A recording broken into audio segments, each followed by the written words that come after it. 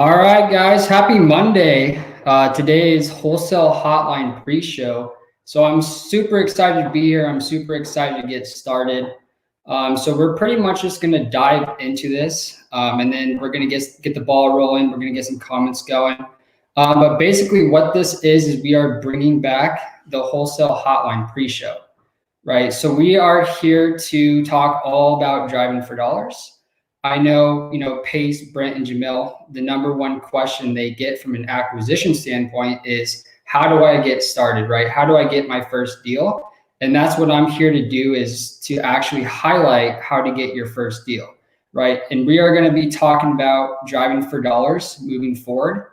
Not this Monday, but the next Monday, we're going to have, success stories, people that are actually, doing consistent deals using the BatchDriven app. So I'm super excited. For those of you that don't know who I am, maybe this is your first time tuning in. My name is Bryce Herrera, and we are going to be talking all things driving for dollars. So before we get started, I really want this to resonate with a lot of people. I know when I first got started in the real estate journey, it was a struggle for real. And I want it to resonate with everyone in here. So in the comments, guys, do me a huge favor. Let me know by a show of hands or typing in me, who in here has not done their first deal?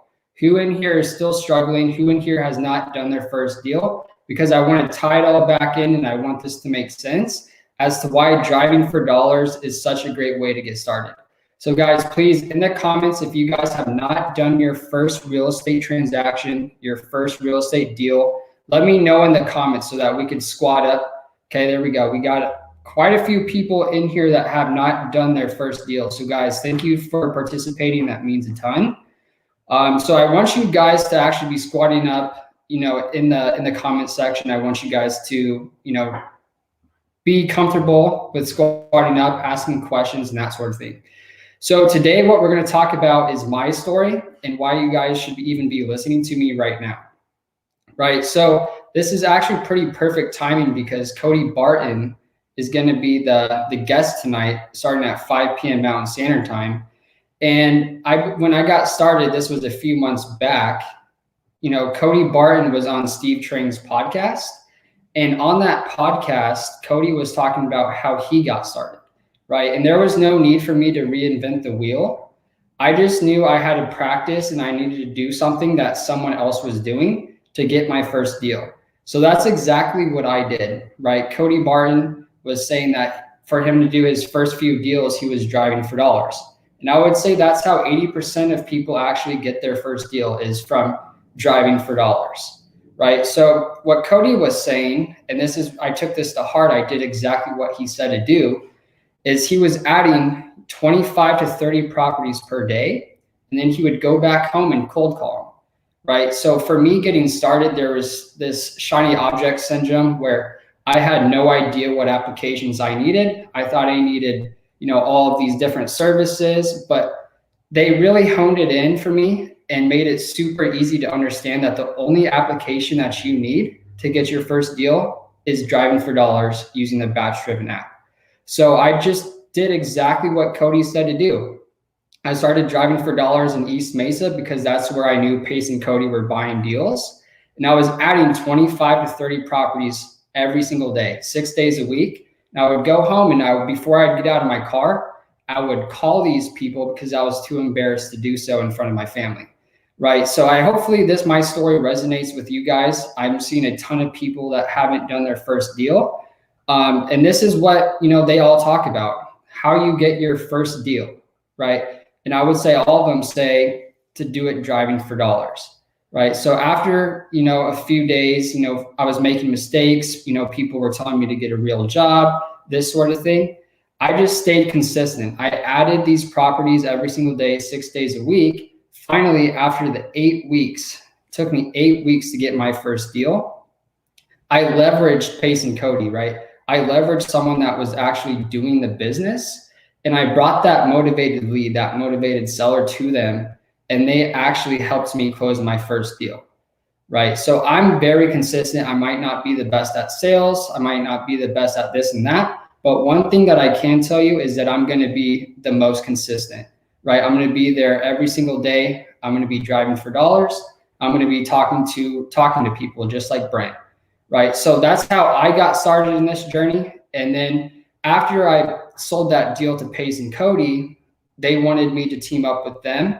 And I was actually, the sub-2 students are going to know this, I was calling the No Excuses program, right? So I was talking to warm and hot leads, and I was locking up creative finance deals. And it all started just by me taking action and by me being consistent and adding these ugly houses to my driving for dollars list, right? So that's what we're going to be talking about from here on out is, driving for dollars, how you get your first deal. And I would say this is going to be the perfect solution for a lot of people. Maybe you work a 9-to-5 job, you can drive for dollars virtually. Maybe you have more time, right? You guys can go out there and add properties. I added 73 houses to my driving for dollars list just today, right? In the span of an hour and a half while listening to a podcast, right? So I think this story is going to resonate with quite a few people. And I really just want, to be here as a support system, right? That's why I'm getting paid. I'm getting paid to help you guys. I'm here to, answer any questions. So what we're going to talk about is why you guys need to drive for dollars, right? So when you're driving for dollars, the whole concept behind it is to add these small custom niche list of these houses that are super distressed, right? So before you guys start driving for dollars, I want you guys to think of 4 things before you add it to your driving for dollars list. And if you guys haven't already, what you guys could do is you guys can follow me on the BatchDriven app on Instagram, and I'm there as a moral support to help you guys get your first deal, right? I upload stories every single day, and I actually go live 4:30 p.m. Mountain Standard Time to help you guys get your first deal, right? So if you aren't already, you guys can follow me on the BatchDriven app on Instagram. I'll type it in the notes. BatchDriven app on Instagram, and I will be there to be a moral support for you guys, right? So if you're looking to get started, this is going to be a great way for you guys to see, what houses I'm adding. I take pictures of the houses I add. I answer all of your questions, and then we do ride-alongs as well. Okay. So what I wanted to highlight today is why you guys should start driving for dollars, right? So the first thing that I realized when I got started is that I did not have a lot of money, right? Hopefully that resonates with quite a few people. Maybe you have a 9-to-5 job, right? So that's the number one reason why people start driving for dollars is because it's cost efficient. You don't need a whole bunch of money to get started in this business. And I got my first deal with $250, right? Half of that was spent on gas. Okay, so that's going to be number one, is it's cost efficient, right? If you guys actually go to the batchdriven.com/squad up, you guys are going to get a 7-day free trial and 50 free skip traces, right? And we know people that have actually gotten their first deal within that first week. So it's going to be super exciting. I just want you guys to be, taking action. I want you guys to be adding these properties. I want to build a community on the BatchDriven app to where every single person is asking questions and is doing deals together, right? So when I got started, the first thing that I liked about driving for dollars was that it was cost efficient, right? You don't need a whole bunch of money to get started within this business. So that's exactly why I started for driving for dollars, right? The second thing is you're also going to create a custom or a niche list, right? So when you're adding these ugly distressed properties to your house, you're not even going to have a lot of competition because no other investors are driving down the same exact roads as you, right? So that was another differentiating factor for me, is when I was calling these people, they weren't being blown up because no one had the same list as me, right? So that's another thing to think about when you're doing this, right? If you're just getting started, you guys can feel free to message me on the BatchDriven app on Instagram, and I will be happy to share with you guys the cold calling script if you don't have one already, right? So that's the second thing, is that there's not a lot of competition and you are creating this custom niche list, right? Another thing that I wanted to add, guys, is when you're driving for dollars, it's going to be super niche. It might be on a high equity list, but do you know how much money it's going to cost to constantly skip trace that list? How much manpower you need to call that list throughout and throughout again, right? So that's the point of driving for dollars, is to create this super niche list of distressed properties that the only two options for these people are going to be either put the money into it themselves, or they're going to have to sell it to a cash investor, right? So in the comments, guys, let me know who's utilizing, the BatchDriven app. Let me know who's actually driving for dollars and taking consistent action, right? So those are going to be the main factors as to why you guys should start driving for dollars. It's pretty straightforward. You're just driving. You can do it virtually or you can do it physically, right? You're just adding these super distressed properties that fit the 4 pillars, right? So those 4 pillars, before you add it to your list, are going to be the landscape, right? So the overgrown weeds, it's pretty obvious, right? The overgrown weeds, the dead grass. The second thing that you guys are going to want to add or look for before you add it to your driving for dollars list is the exterior of the house, right? Are there boarded up windows? Is the paint chipping? That sort of thing.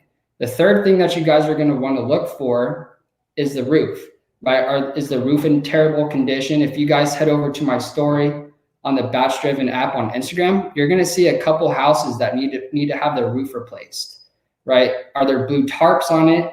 And then the fourth thing is going to be junk in cars, right? So are there broken down cars on the side of the house? Is there a bunch of junk in the backyard?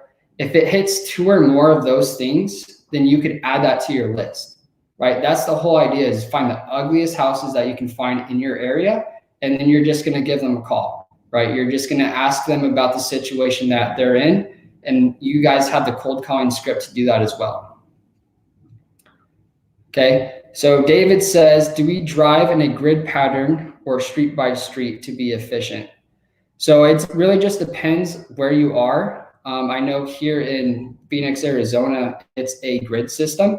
So we will actually just be tracking our routes up and down, trying to find the ugliest properties that we can, right? And just today, in the span of an hour and a half, we actually ended up adding about 73 ugly distressed properties to that list, right? No one else is going to have access to that list, which is why we're pushing this so hard for you guys to start driving for dollars, okay? Robin says 30 properties every day. Yeah, Robin, that is the key, right? To be consistent. Pick a number that you guys can hit time and time again, right? You don't want to start doing 100 properties every single day, because then you're not going to get motivated. You're not going to be consistent. So pick a number, just like 30, 25, 30 properties a day is exactly the exact formula that I did to get my first deal. So Robin, just keep staying consistent. I know you've been out there driving for dollars, so I appreciate you very much. David says, I have not tried BatchDriven yet. Yeah, David, if you download the BatchDriven or go to batchdriven.com/squad up, you're going to get a 7-day free trial, and you're also going to get 50 free skip traces. Okay. So this is how I got my first deal. I would say this is how 80% of people actually get their first deal, right? Just hitting the pavement, driving for dollars, adding distressed properties, and then calling those people, right? That's the magic to this. Bro. What's up, Pace? You're looking great on camera, man. When was the last time I told you how good you are? What are you talking about? I'm interrupting here. What are you talking about? Let's jump into it. Okay. Yeah. So I was just trying to answer some of these questions. Howard, no. Pace is actually giving me the power to kick you guys out if you guys are using Deal Machine. All right. That's right. I tell everybody, I'm sorry to say this, but you can send this to David Lecco. If you are using Deal Machine, I'll kick you out. In fact, think about this. Anybody that's actually talking about Deal Machine, like affiliate people, guys that are online, is there anybody actually talking about Deal Machine that actually uses Deal Machine? Literally everybody that pushes and promotes Deal Machine, even like I just saw this on YouTube the other day. Meet Kevin, who I appreciate his content. He's unbelievably good. Meet Kevin is now pushing Deal Machine as an affiliate. And I'm like, bro, you are not driving for dollars. Get out of here. You're making $1 million a month on YouTube and you're pushing Deal Machine. Get out of here, dude.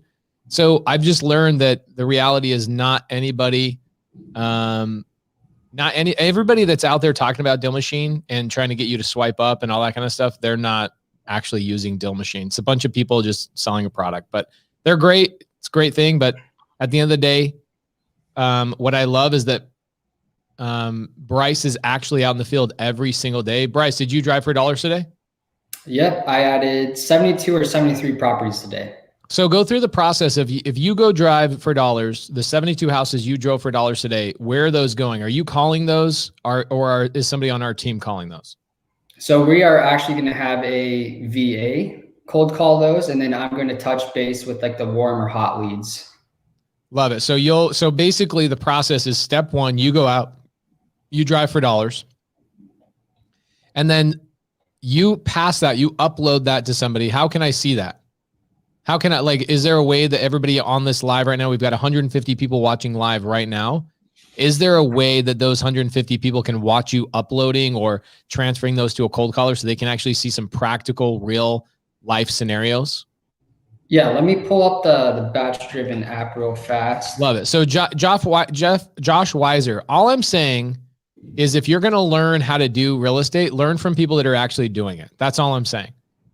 The challenges in real estate, it's not an easy business. It is a challenging business, just like any business. Like name any business that's super easy.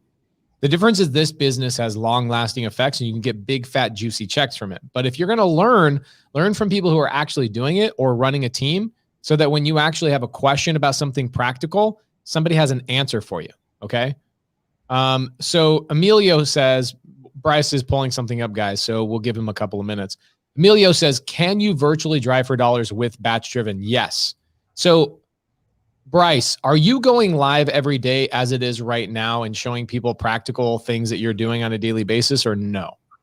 Yeah. So if you guys follow us on the BatchDriven app on the YouTube channel, I go live every single day at 4:30 p.m. Mountain Standard Time, and we cover best practices. I talk about my day, how many properties I added, why I added them, and what we're saying to these people, right? So if you guys haven't gotten started, this is a great opportunity for you guys to actually, dive 2 feet in and actually get started driving for dollars. This is a great question. So Stephen Lundy says, haven't tried the app yet. Are you finding that most or any of the houses you find are also on some pain point list? Check this out, Stephen. What we found a long time ago is that driving for dollars ends up being a very unique list that not many people are actually calling on, right? A lot of times they're not on any list. We call just about every house in Maricopa County, which is where we invest. But I can tell you, these people have like multiple cars and empty pools and all that kind of stuff. They're not on any sort of pain point. So, driving for dollars is a list in and of itself. It stands alone. It does not marry with other people. Now, there are, of course, you drive for dollars and then you batch you stack those together with like foreclosures and stuff like that. You're going to get some overlap. But overall, driving for dollars lists are very unique, which is why it is such an amazing way to get your deal, your first deal, your second deal, or even start scaling your business. Bryce, did I tell you about the 30-day challenge I'm doing? Is that where you're going to be sleeping on a bench? Well, at least one night. I'm going to sleep on a bench one night because I got to let's say I land in whatever city. Let's say it's like Greensville, South Carolina or something. And I have to fly in. I fly in at 3:00 in the afternoon and I get dropped off at a park in the middle of town. And I assume that park has a bench. So that first night I'm sleeping on a bench. That next day, my goal is to not sleep on a bench. The next week is to have a house, like be living in a house or a hotel. And then ultimately by the end of 30 days, have a real estate deal, if not a couple. And then I'm planning on donating the money. So I have no money. I start literally with no money, no bank account, no debit cards, nothing. I have nothing. Wow. Nothing. I have my driver's license and my cell phone, but the cell phone that I use is not even going to be my cell phone. It's going to be a brand new out of the box, no contacts. I can't even call Jamil because I don't know Jamil. I know my wife's cell phone. So I guess I'll know 911 and my wife's phone number, and that's it. So I'm deleting everybody else out of that phone. It'll be brand new, fresh, no contacts. And then I'm going to have somebody document that journey for 30 days and show exactly what it takes. Like, because I get so many people are like, well, what if, and why this? And okay, well, I have a 9-to-5 job, so I can't do this. I'm like, okay. So what I've been doing is I've been asking people, the general public, give me the top 5 biggest excuses of why people can't make this business happen. And one of them is, oh, well, I have a 9-to-5 job. So I even thought about when I first land in, like, let's say South Carolina, I have to go out and get a freaking construction crew job. So I start at 6 a.m., go till like 2 or 3 in the afternoon every single day. And then I have the afternoon only to do real estate. So it's not an unfair advantage that I have all day long. So I'm basically concocting and putting this whole thing together right now so that I can go launch that. And honestly, document it for people and write a book about it and just show people that, hey, this business is incredibly possible. What I'm trying to do is I'm trying to be like the David Blaine of real estate, where I do like crazy stunts. Like I did that 16-hour live, then I did the 24-hour live or the 25-hour live. That now it's like, all right, let's go do 30 days where I start from scratch, literally start from scratch, right? Then what I'm going to do is I'm going to have a brand new wholesaler who's never done a deal before. I'm going to announce a winner, like during that contest, like who was the most supportive, who was involved the most, that has never done a deal before. And I'm going to then go into the fall of the year and I'm going to go team up with them in their market, and I'll be their partner full time for 30 straight days until they get their business going. That's going to be freaking awesome. And you're pretty much squashing everyone's excuses, right? The people that have a 9-to-5 job that say they can't start because of this, you're going to be the one to squash all of those excuses. Yes. In fact, I want to impose those excuses on myself. Like, okay, well, I have a wife and kids. Okay, great. So what I was thinking is like, okay, I start on a park bench and I go and figure out how to make money like as fast as I possibly can. And then I call my wife and I go, okay, come out to town. We'll live in like a little roach motel until we get cranking. I don't know. It's like something, I don't want to put my wife through the challenge necessarily, but I also want to do it like to the fullest degree, so that at the end, if somebody says something like, oh, you know what, but yeah, you know, he did it, but I want to be able to impose the top 5 excuses on myself. Aldo Castillo says, me. So guys, we're going to be talking about this over the next couple of weeks on Sunday service, and I'll ultimately choose the city that I'm going to do this challenge during Sunday service. So check it out. Bryce is running the BatchDriven app on Instagram. So every day, guys, he goes live on BatchDriven. Go follow him. He posts on his stories what he's doing through the day. And then at 4:30 every single day, actually, I shouldn't say that. Monday through Friday, Bryce is going live at 4:30 Arizona time. Okay. He's going live. And what are you doing during that live every single day at 4:30, Bryce? So I pretty much talk about, the best practices, my day, how many properties I added, why I added them. And then we turn it into a Q&A. So if you're just getting started, that's where you're going to come and you're going to start bringing your questions so that I can answer them for you. Love that. So, really, guys, if you guys are out doing Wholesale Hotline right now, we've got nearly 200 people watching live. The full show starts in about 5-6 minutes. What I would be doing every day while you're listening to Wholesale Hotline, guys, is I would be out every single day during Wholesale Hotline driving for dollars and tagging me on Instagram. So get your butts out in your cars right now. Drive for dollars. Let's multitask. Listen to Wholesale Hotline. Share with your friends. Share it with your family. Share it with every wholesale Facebook group you guys know, and get out there and drive for dollars together. In fact, you guys should be squatting up. You guys should be finding people in your market to go drive for dollars with and listen to Wholesale. You know how dope it would be to have 1,000 people listening to Wholesale Hotline live, and while they're listening, they're all driving for dollars every single Monday together while they're listening to Wholesale Hotline? That would be the freaking coolest thing. That'd be sweet.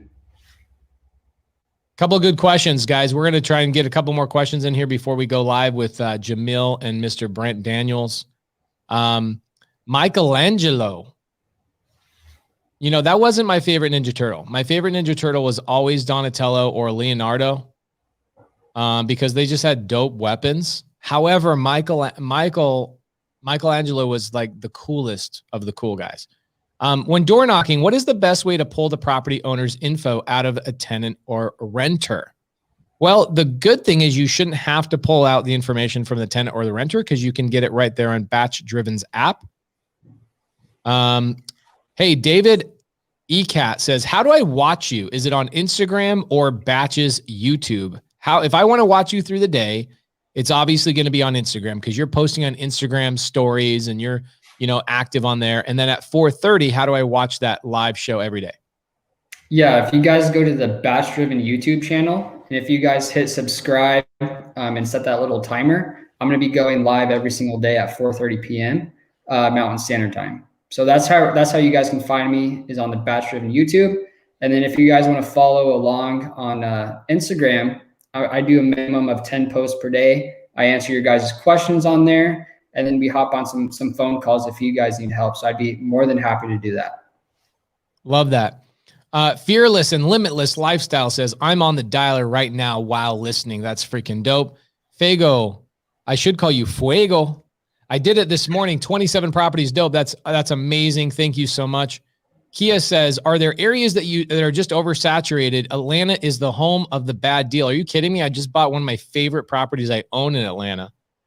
And here's a great lead into that. Benjamin says, if we are virtual, what can we do other than driving for dollars to get started? Okay, driving for dollars is an amazing way to be direct to seller, right? Meaning you and the seller are belly to belly or phone to phone. Another way to get into this business is through maybe doing astro flipping, which is you're going to other wholesalers and helping them disposition or sell their deals to a cash buyer. Another way to do it is utilizing creative finance. In fact, most of my students have such a hard time getting their first deal wholesale that they're like, I'm going to try creative finance. So they go try creative finance. It's like bing, bing, bing. They get multiple creative finance deals because it's way less competitive. So it depends on what you want to do, Benjamin. If you're virtual, what I would do is I would learn a little bit about creative finance, and I would reach out to wholesalers in whatever market you want. And I would say, hey, Mr. Wholesaler, I found you by Googling cash buyer's city name.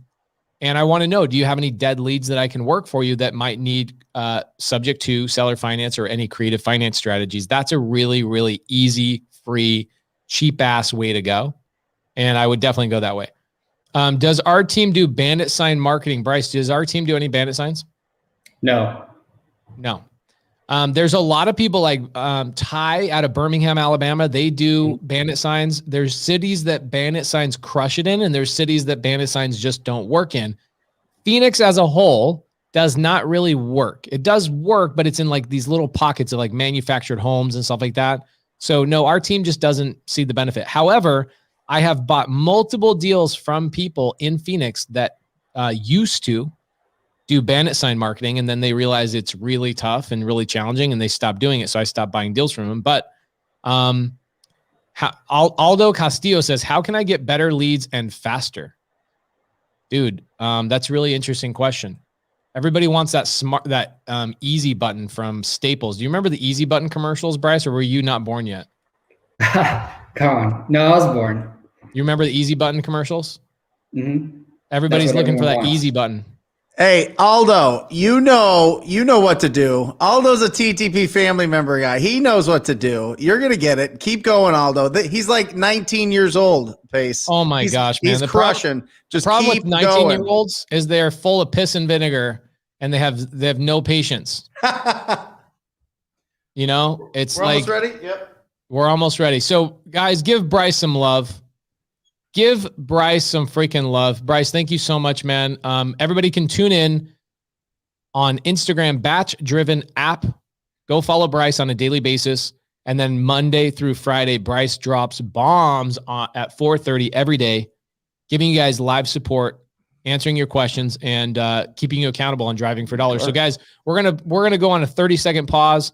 bring Jamil in. There we go. And also, hopefully, Cody Barton, our partner or our guest for the day, is going to be coming in here shortly. And Jared. And Jared Frankham. So give us a couple minutes, guys. We're going to go on pause, and we'll see you here in a little bit.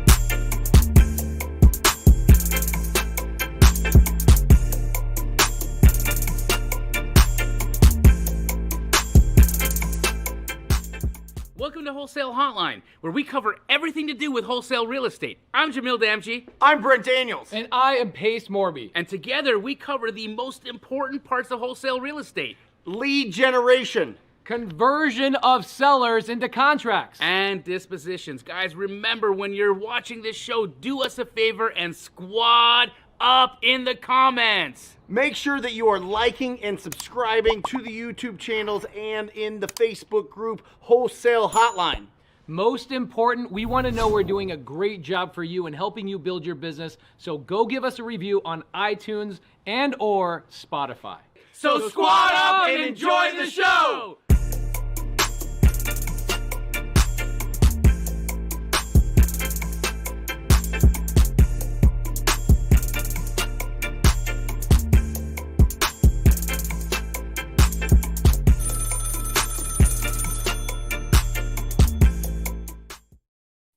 Oh, dude. Dang. Hitting them with the new intro. Hitting them with the new intro. There you go. That was good. Brent, why don't you take us off? Why don't you launch us off, brother? Welcome to Wholesale Hotline number 54, the Brian Urlacher of shows here. You have got 90 minutes, the next 90 minutes to bring your questions about everything about wholesaling and get the combined experience of almost 10,000 deals to answer your questions. We want to hear from you. We want you to ask whatever questions, whatever struggles you're going through, whatever challenges you're going through. We want to know about it, and we want to help out right now. This is your shot. So do not be quiet. Be loud in the comments and make sure that you're letting everybody know what market you're working in, because we want you to squad up with other people in the comments so that you've got the right team around you supporting you so that you never feel like you're on an island by yourself. With that, my name is Brent Daniels, Mr. TTP, talking everything lead generation. Next to me here is Pace Morby, talking about how to convert those sellers into signed contracts. And then we've got Jamil JMG, the master of exit strategy, the master of disposition. And for the first time ever, introducing to Wholesale Hotline for the full show, Mr. Cody Barton, to answer all questions. We're going to really break down this business so that you can get the right systems in place so that you are building it with a really strong foundation. And right here, we've got the winner of the Wholesale Hotline contest, Mr. Jared Frankham, all the way from Lubbock, Texas. There we go. Yo. So we're excited. Lubbock, Texas. That's an it. amazing spot. That's right, Texas Tech. Mm-hmm. Hey, you hanging out at the TTP headquarters or what? Or did you guys just work out all day long? Like, what'd you guys do today? Yeah, we just worked out all day. That's it. Yep. Worked on this business. That's right. Yep. Are you marketing in the Texas market? Me, yeah. Anywhere else or just Texas? Just Lubbock. Just my city. By the way, Pace, focusing 100% on driving for dollars. He's already closed 30,000. Got another 12 in the pipe closing this week. Great start of the year. All from driving for dollars. I don't do anything else. Just driving for dollars. Yep. Awesome. Wow, bro. Hey, is my audio okay? Yeah, your audio your sounds audio is awesome. amazing. Yeah. It sounds almost as good as you looked in that fur jacket on the intro, bro. I've been in it all day. I took it off for the show. Jared, dude, I'd love to have you on one of our other shows and talk about your driving for dollars journey. Cause I think a lot of people, they hear driving for dollars so frequently that I think sometimes they discount it to the point where like, oh yeah, that's what everybody says. And like, even in the comments today earlier, people were like, is there anything I can do besides driving for dollars? I'm like, it is the most enjoyable thing to do. Legit. Honestly.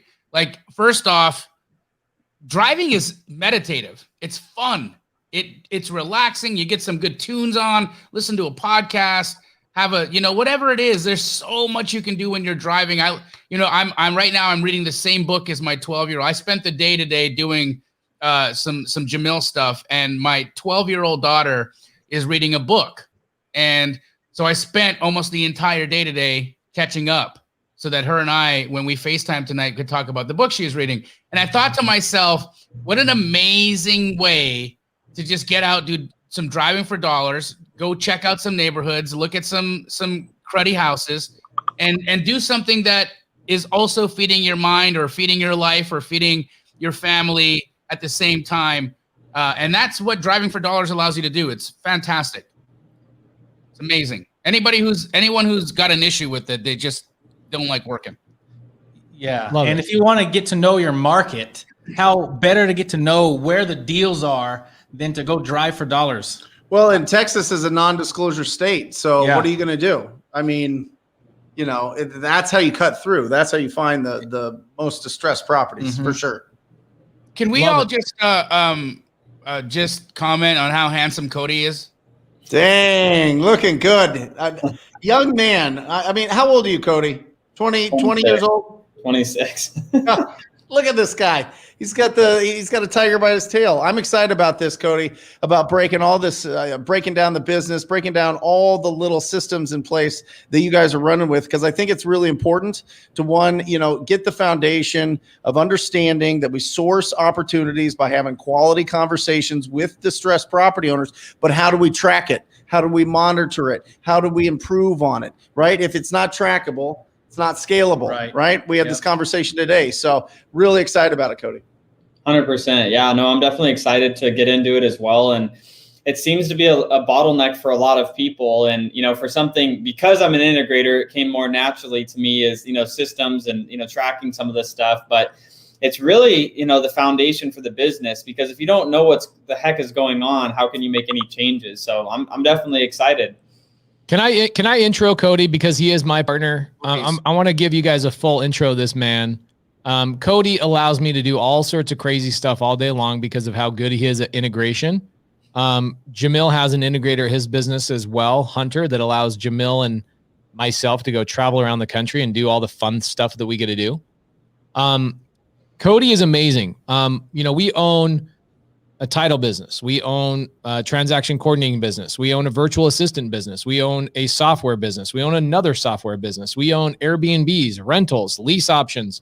We have a wholesale operation, a fix and flip operation. We literally have, I think between Cody and myself, him and I have about 10 streams of income, all profitable. All of them, we could live on one stream of income individually. They're all highly profitable, doing very, very well. And if it wasn't for Cody understanding systems as well as he did, it'd basically be an idiot, me running around like a chicken with its head cut off. In order to scale your business, you have to have systems, right? So what ultimately happens, I'm going to talk to you guys a couple of times, or a couple of things that I see with wholesalers. What do? They get a lead, then they focus on that lead, and then they go to try and close that lead. And what's happened in that meantime? No more new leads. No more new leads. It stops. Yep. It stops. So Cody and I talk a lot about the conveyor belt model, right? We talk a ton about conveyor belt. So if you don't have a conveyor belt where I can go and work on this part of my business and the other stuff is operating, whether I'm there or not, it was interesting. We just had a mastermind. Not promoting I think our next mastermind's already sold out. So I'm not trying to promote or do anything else along those lines. But it was interesting. Cody and I were the only people in that room. It was about 40 people in that room. The only people in that room that could raise our hands and say, our business is running even though we're in this room. Everybody else says, I basically turned my business off to come and learn at this mastermind. Wow. And the whole purpose of the mastermind was we're going to teach you how to never go to another mastermind and worry about that ever again. You need systems, you need processes. And I can tell you by the end of the year, my goal is for everybody to know that there's not a better person on planet Earth for systems, operations, procedures, all of those things than Cody, Mr. freaking Barton. Wow. So Cody, why don't we jump into Bring it, bro. bro? What I would do is, Cody, I'm gonna highlight you for a couple minutes. What I would do is talk to people about the 10 things that they need in their wholesale business to basically quit their 9-to-5 job. What are the 10 systems or processes they need? Yeah, definitely. I mean, I would say that the biggest thing is understanding you don't need everything right now, because that is where I see so many people get distracted when they're getting started. Is they're chasing different rabbits all over the place. So like, oh, I want to do a little bit of cold calling. I'm gonna do a little bit of driving for dollars. I just saw a YouTube video about sending mail, so I'm gonna try to send some mail. But I didn't get a deal from that, so I'm gonna try this RVM thing that I saw another YouTube video thing about. And like people are jumping all over the place. So I would say, first of all, Pace is when people are just getting started, it's picking one thing and going deep on that one thing. Like driving for dollars. That's what I did to get my first deals going, was driving for dollars. I didn't try to do 5 other types of marketing. I think that's one of the biggest mistakes that new people are making, is when they're first starting off, they're spending too much time trying to go to the next hot thing and, hoping that there's some secret sauce behind doing another marketing strategy. But the thing is, every single marketing channel will work, but it's the matter of the depth that you work that marketing channel. And I would say, for those newest people that are getting started, driving for dollars, especially if you don't have any money. I know there's a lot of people that they have a 9-to-5 job, they're working, they get home, they still don't have a ton of money left over to spending thousands of dollars a month on marketing. I think driving for dollars is definitely one of the best ways to get around and be able to find, distressed properties, or, like Mr. TTP, cold calling. I mean, those are the 2 things I really did. Was, I was driving for dollars and I was cold calling those sellers every day. Cody, if I could interject for a moment, I love everything you're saying. And I think that if we want to begin with driving for dollars, let's start there. How does one systematize driving for dollars? Yeah, definitely. So again, in looking at the type of person that works 9 to 5, they only have a couple hours, they have a couple hours to come home at night and work on that. I think it's putting, a schedule and, creating a routine around it. The only way that you're going to get results is by having routines and, consistent activity around whatever action that you're specifically taking. So if that's going to be driving for dollars, what I specifically did was, I scheduled Monday through Friday when I was going to be driving for dollars. And then I would make sure that, I had the areas mapped out that I wanted to go drive.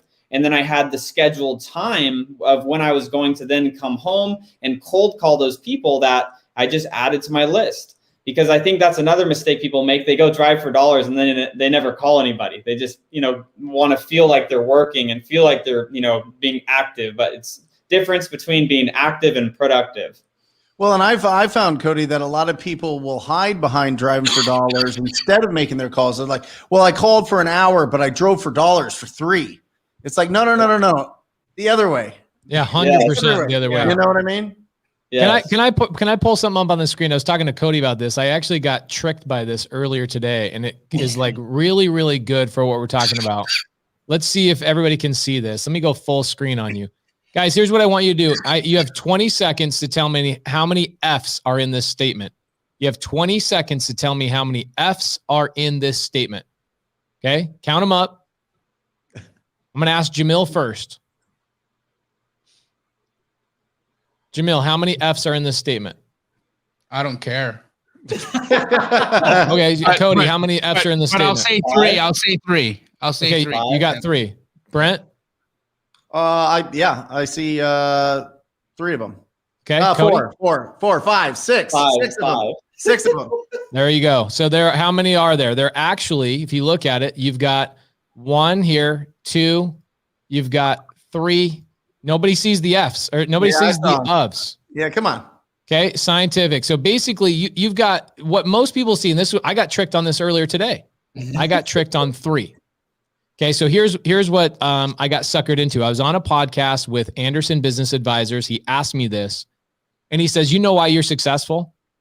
And I go, "I don't know." And he goes, "Because you actually just gave me a number 3, because that was my guess. Jamil was 3, even though there's 6." Yeah. And he goes, "You jump into it. You don't overthink. You just start taking action." Okay, so what happens so many times is that people will hide behind driving for dollars. They want to know everything about everything before they actually yell out the number 3. So what happened is I yelled out the number 3 and I quickly realized I made a mistake, and then I fixed it right away. So the goal of this business is to go as fast as you can to make those mistakes and stop overthinking everything. So what Brent is talking about is you got to go out, make those mistakes, get on the phone. You can't make mistakes driving for dollars, guys. You can't make mistakes driving for dollars. Okay. And you have to get on the freaking phone. Can I point something else out? Is that I'm going to be on Anderson's podcast as well. And now that I know the answer, I'm going to learn from Pace's mistake, and I'm going to just immediately there you go. That's what mentorship is about, and learning from other people's mistakes, because you walk the path that people have walked. You don't step in the same dog shit they stepped in, because they have cleared the path for you. So thank you, sir. I'm going to look like a genius on that podcast. I appreciate you. Yes, absolutely. So my point is this with Cody and I is that Cody and I never look at our mistakes or at the things that we're working on as problems. We are trying to go as fast as we can to find those mistakes, because if you're trying to build a conveyor belt, Cody's moving to Colombia for like a month or 2. I don't know. I can't keep track of him, but it's nice to know. It's same thing with me. Last summer, I left for 4 months during the summer in an RV and traveled around the country, and our business continued to operate whether I was there or I wasn't. It's the same thing with Brent Daniels and Jamil Damji. You guys go to Tulum a couple weeks ago. You guys basically get Montezuma's revenge, but it doesn't matter for you guys. You continue to operate your business. Your business continued on without you because you have systems and processes in place. So, Cody, I think that's great advice to jump out right out of the gate, saying don't be the person that goes way too wide, way too fast. Focus on that one thing, find the mistakes, get consistent, right? Yeah. And let me ask you this, Cody. How do you fail forward without spending all your budget so you're completely out of the game?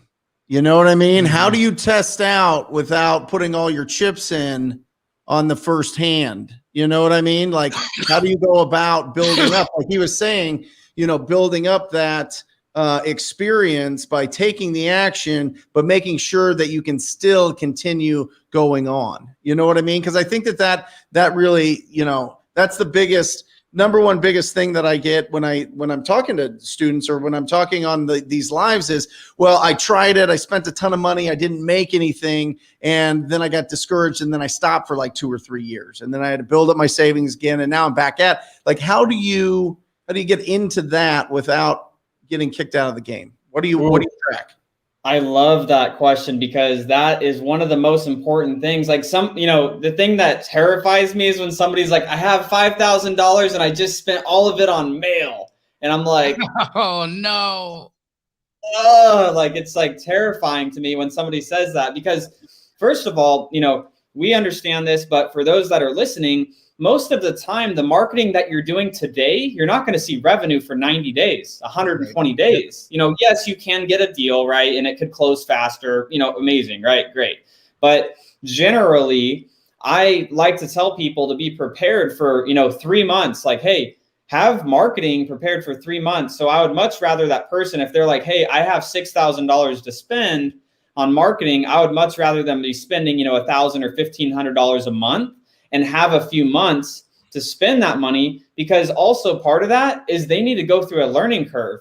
If they spent that $6,000 month 1 and they get overwhelmed with leads, they're not even going to be able to close all those leads because they have too many of them. They're going to do the follow-up incorrectly. They're going to screw up the sales process, which is all just part of it, right? But if they instead spread out that money that they were going to spend on marketing I would say at least 3 months. Like 3 months is like a pretty good buffer, because by that point, you know, you should at least have a couple deals in the pipeline and you start having some stuff closed.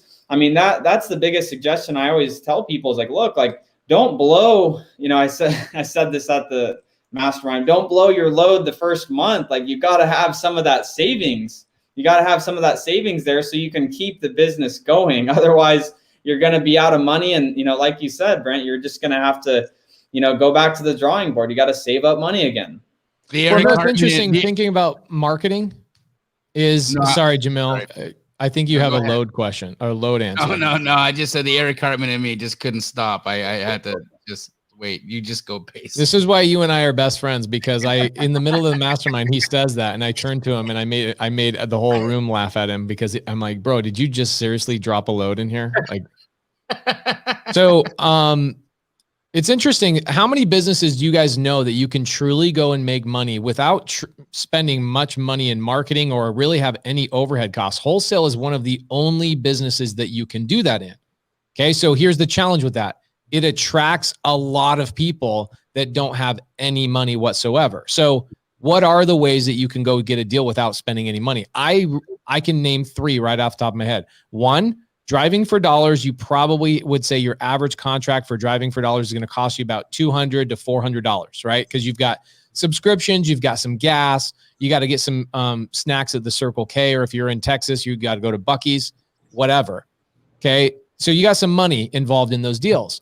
The second way to do it is to be somebody who's doing the disposition, where you go to a wholesaler, you go find those wholesalers. So that would be step 1, find a wholesaler, and then bring them value by saying, hey, I have a buyer, and then brokering that deal. And we call that astro flipping, right?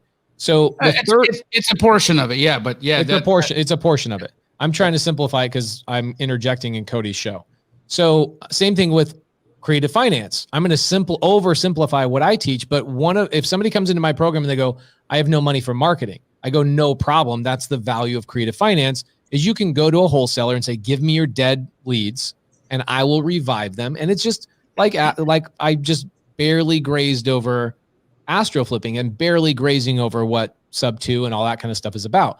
Outside of those 3 ways to make money in this business, what else is there that I can truly go and not have any costs?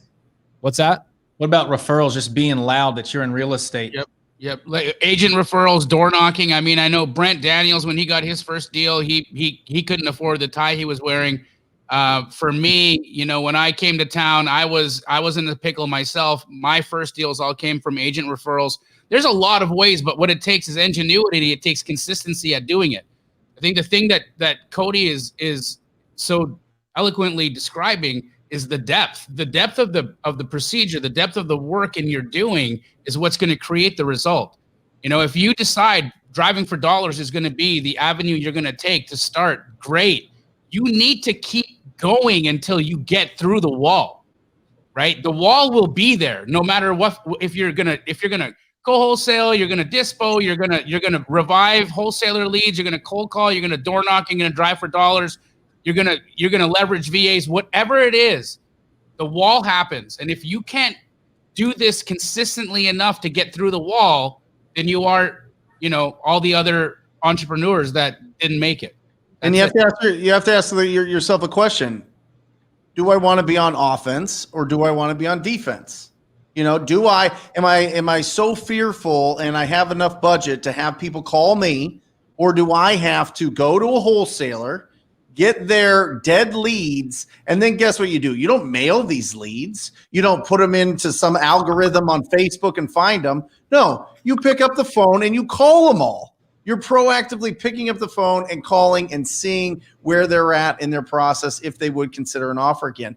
It's all about being on offense. When you're starting out, you got to build it on offense. If you're just putting out a budget and hoping people will call you, it's going to be a long, hard battle. It's going to be a fist fight. But if you're going out and you are in control of your efforts and your destiny and what you're trying to do, that's what Cody's talking about going deep in that. Go deep in these proactive efforts, unless you have a big budget. If you have a big budget and you're sitting on it and you feel comfortable with that, great. But if you don't, which most of us don't when we're starting out, You need to go and you need to have those conversations, either with the distressed property owners or the people that have a relationship with those distressed property owners, like Jamil teaches in his astro flipping course. I have a something I want to propose to you guys to help Cody, because basically this has turned into the Pace, Jamil, and Brent show, because that's what it usually does. Woo! Cody, my proposal is, I think the biggest challenge in real estate investing is that there's so many different ways to go based on where you live, what your budget is, right? What resources you have, whatever. There's simply hundreds of ways to be successful in this business. And that actually, even though that is one of the biggest benefits of this business, it's also one of the biggest challenges, because you'll listen to one guy say A and you'll blink your eyes and the next influencer on Instagram is saying B, and then you'll sneeze and then 17 guys are saying C, right? So let's create maybe 3 profiles of some guys that, like, one profile, I have no budget. I'm 20 years old. I have a driver's license. I have no budget for marketing. How do I get to a point where I'm getting consistent deals? Then you get a guy like maybe like a Rylas Dana who came to us and was like, yo, I have a budget. I don't want to go through those 2 years that you guys had to go through. Tell me where to spend my money. I'll buy. I don't want to build a conveyor belt. I want to buy one, right? Should we do something like that, guys, where we kind of profile a couple of different types of people to give Cody some thought process on what systems and processes these types of people need? Absolutely. Absolutely. Because we've got that avatar of we have that avatar in the chat right now, right? That's what we've got. We got the broke guy. We got the guy that's working a 9-to-5 that's not broke but has no time, and we've got the guy that's got some resources that does. And Cody left, and that's got some resources and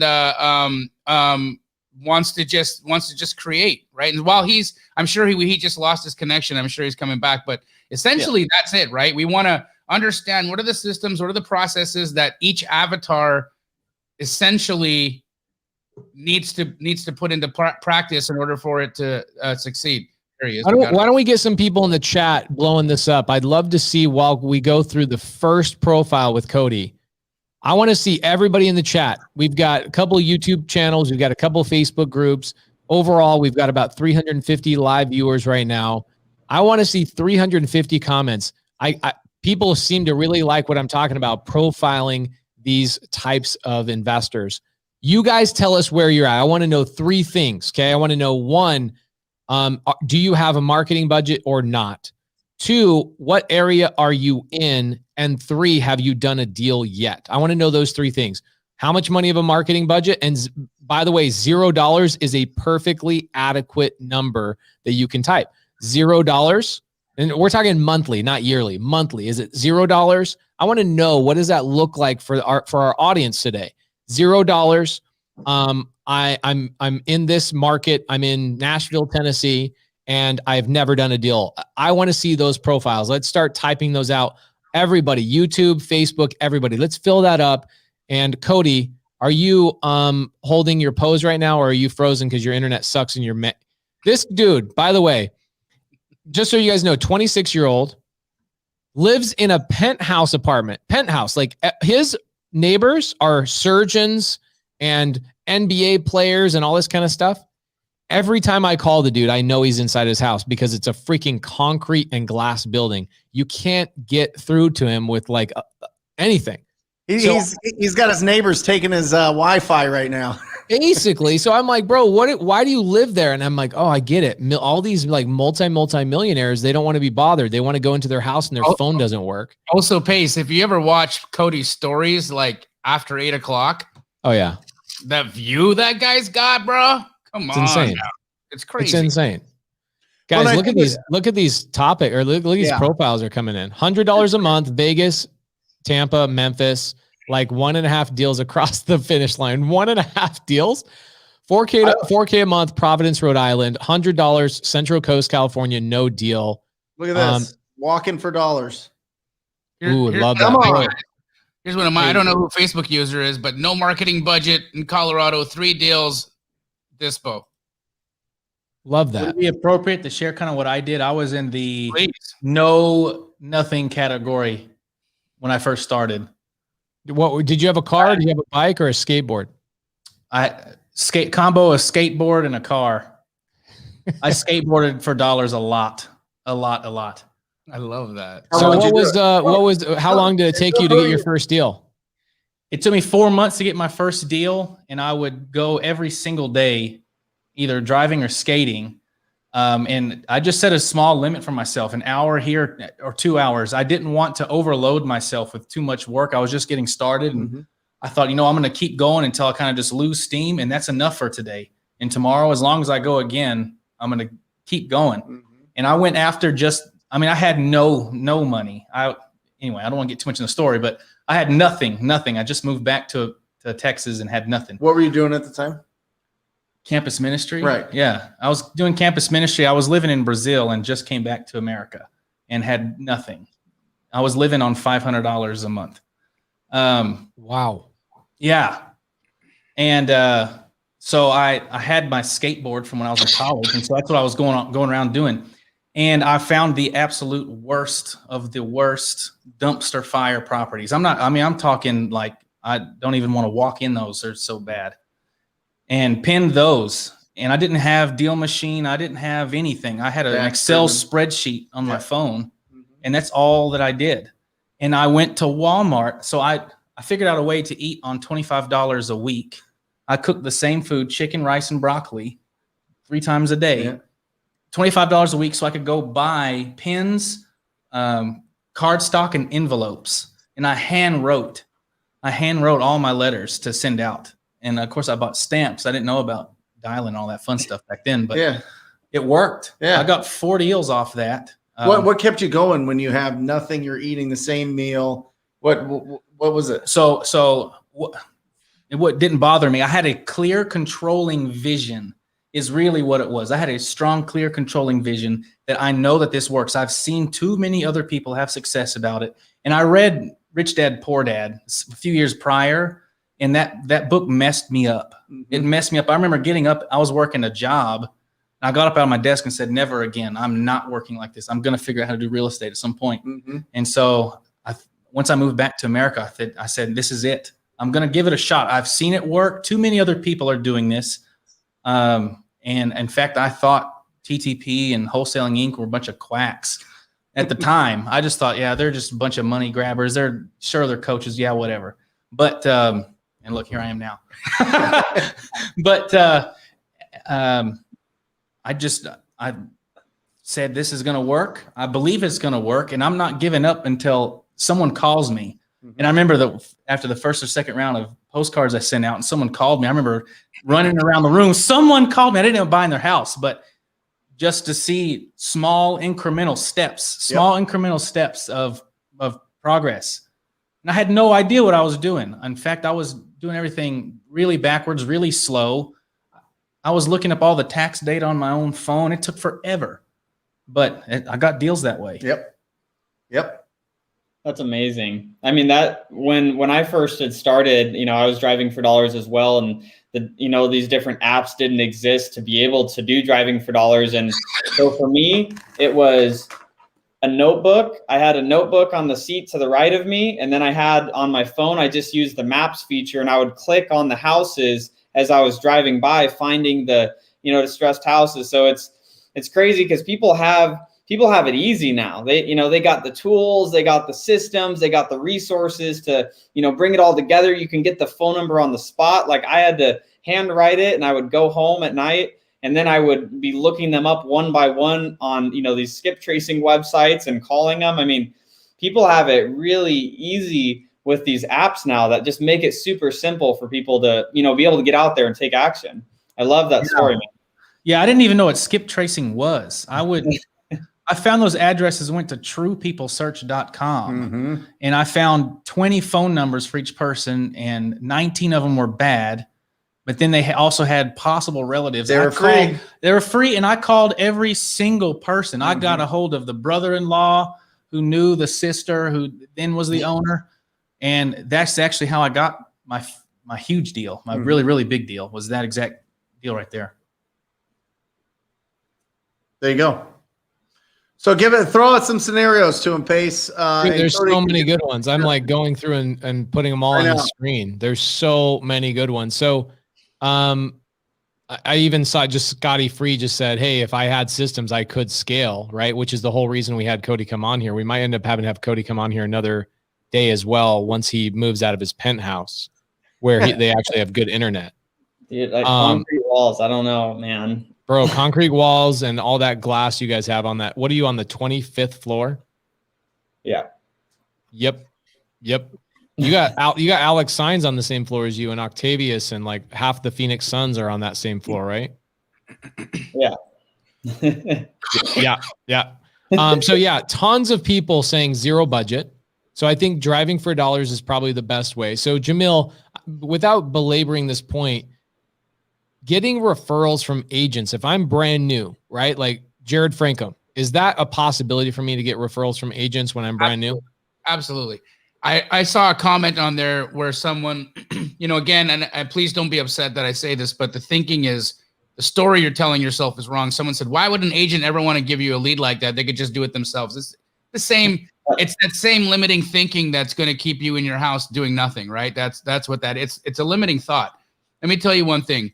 The majority of agents only understand commissions. All right. And they understand that they get paid when a lender funds their close. And then they get their 3% commission. So that is 99.99% of agents. Now, you have a realtor, they walk into a listing appointment. The house is a travesty. First off, they understand this house is not financeable. So the person that's going to have to actually fund the money for them to get their 3% commission isn't doing it. So this already looks like a situation an agent wants nothing to do with. So with that said, when you offer an opportunity to an agent to monetize that situation by being the buyer for that, by being the person that they can come bring that travesty to, that terrible house, the one that could never be financed, the one that she has to go home and throw her shoes away because like she stepped in so much filth when she walked through it. That is an opportunity. And there are so many realtors that go on those listing appointments and they have absolutely no idea how to deal with that. Secondly, sorry, I'm not going to go too long. Secondly, agents right now are fighting for their lives against iBuyers. The iBuyers, or the Silicon Valley buyer, is offering cash solutions. I updated my Zillow app today, and I wish I hadn't, because now all I can see is Zillow, instead of helping me comp, all that Zillow wants to do now is write an offer, right? It's not helping me comp anymore. They screwed the entire app up. I'm going to have to make a whole new video. I noticed the whole thing, the same thing. Yeah, they screwed the entire app up. And why? So that they could write offers. So agents are fighting for their life against Silicon Valley and iBuyers because they're unable to offer a cash solution to sellers. So when you're the wholesaler that formed the relationship with that realtor who can now provide a cash solution at a listing appointment, you've now leveled the agent up to the iBuyer. I don't see how any of that doesn't work. It works. And not only does it work, but I'll tell you, Keegley did $800,000 in revenue in February. That's how good it works. Jamil, I have to add on that point of I worked as an agent before I was doing, wholesaling and doing fix and flipping. And when a property would come up, there was actually, I remember a package of 4 condos in Phoenix, Arizona that I had a distressed client. None of the tenants were paying. He was elderly. He's like, I need you to list these. And I'm like, oh my gosh, I don't want to list these freaking 4 condos with tenants that I can't get access to the properties for pictures. And it was such a pain in the butt. And I'm like, well, you're going to have to discount them. And what happened? I list all 4 of them. You know who ended up dispoing it? Some agent that then it dispoed through Keegley. And all 4 of those condos got sold through Keegley from me listing those properties. I remember that package in Phoenix. So the thing is, as an agent, thinking, back to when I was an agent, agents need investors because you solve a lot of problems. And to the person that said, why would an agent ever give you their deal? Here's the thing. My own mom, which is very aware of what I do for my business, when she gets a trashed property, she's like, oh my gosh, I don't want to list this thing. Cody, can you do something with this? I don't want to deal with this. This is disgusting. Like, I don't want this, property attached to my name on my listing. That's how a lot of agents think. And she's just like, just get me paid my commission. And I'm like, perfect. And then, we'll make our spread. Amazing. That's what most realtors are thinking. Yes, there are some savvy realtors that are also investors. that yes, they will buy their own deals, but they're not going to be the ones sending them to you in the first place. But you just have to make more calls, talk to more realtors, and they're happy to give you their trashy listings. And that's where what Cody said, in depth, right? It's all about consistency and depth. And I have this conversation with Astro students on our support calls all the time. It's, you've got to cast that net so deep. You got to go, go, go, go, go. You can't stop. You have to keep, look, somebody else in the comments said, agents are so mean to wholesalers. They freak me out when I try to call them. Yeah, some. And the ones that are mean to wholesalers, they don't have a tenure in the business because they don't understand it long enough. They don't understand it long enough that they're just listening to what rumors, they're listening to hearsay. They're basically allowing an idea to form a story that creates a response. If you can be the opposite of what that idea is, meaning you be consistent, you actually perform, and you do what you're supposed to do in a transaction, you will change what that agent thinks of wholesaling forever and ever, because you brought exactly how the deal should have gone down correctly in the first place to the table. Love it. So $500 a month, Cody. What would you do with it? How do you start building from there? Go, brother, go. I would do exactly what I did to start off at the beginning. I would take that $500. I would get myself where I had a phone number where I could mask my phone. So when I'm calling and I'm cold calling, people can't get access to my number. So here's the things. I would get a Driving for Dollars app, right? You could use BatchDriven. You could use whatever you want. Get a Driving for Dollars app so that you can actually go out and start driving for dollars. Get something like, CallRail or DialPad, where you can, in CallRail or DialPad, those are just basically going to help mask your number so that if you're calling, people aren't calling back pissed off at your personal cell phone. It's going to route it somewhere else, right?